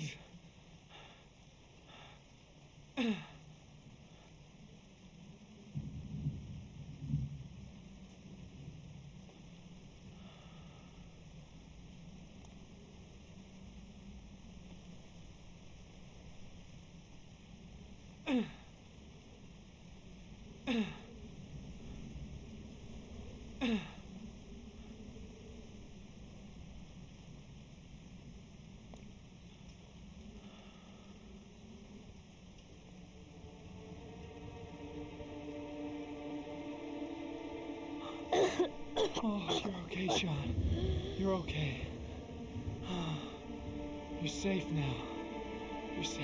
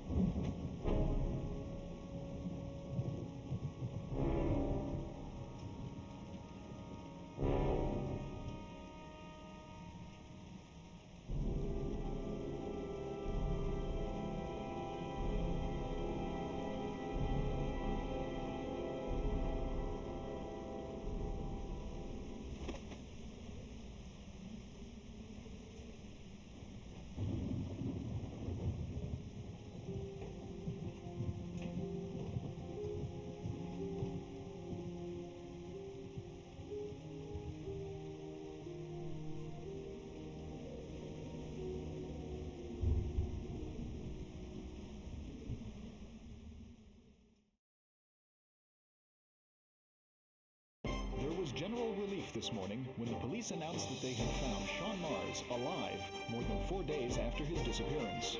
Mars had been imprisoned in a well by the man known as the Origami Killer.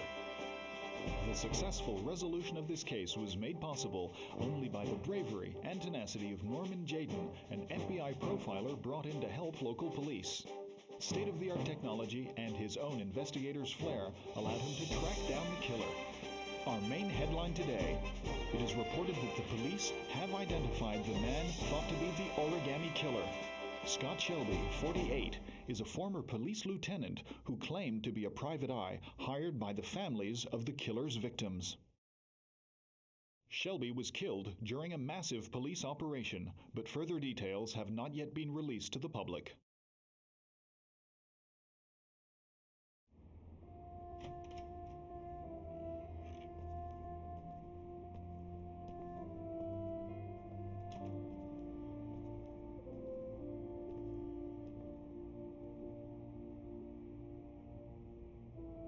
Is this where we're gonna live now? Only if you really, really want to. Or we can keep on looking until we find something you like.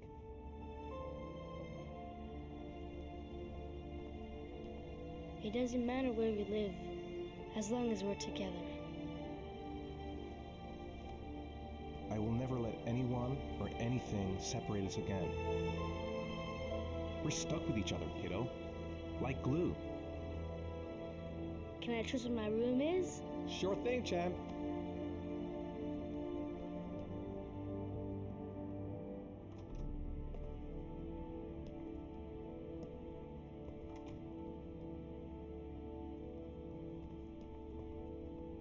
All right, then I think we can stay here.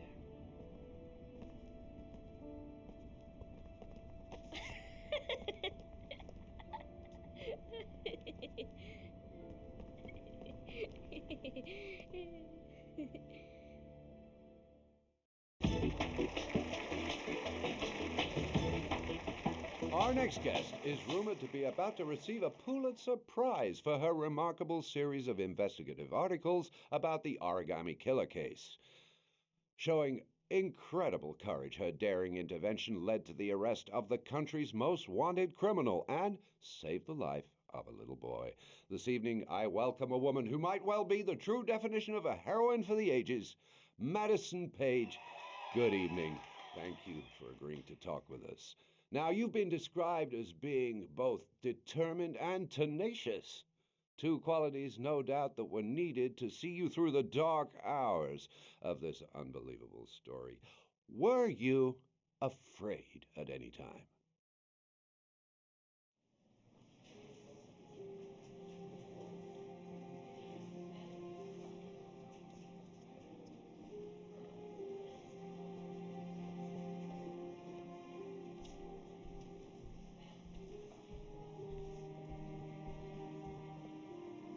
Thank you, Miss Page. I really admire you for what you've done. Thank you. For John, please. We need more journalists like you, Miss Page. It's a good thing you were there to catch that bastard. Thank you. What's your name? Vincent. Excellent investigation, Miss Page. You are one brave lady. You deserve a better adversary. Somebody more ferocious.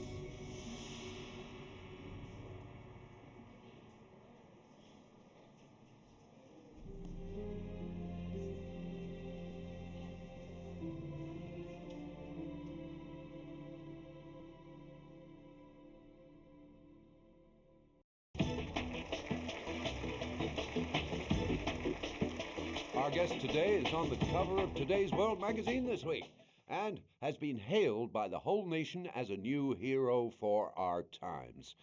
Astonishingly, he almost single-handedly ended the sinister series of killings by the man known as the Origami Killer and saved the life of young Sean Mars. His determination, courage, and intelligence have won our admiration. Norman Jayden, good evening.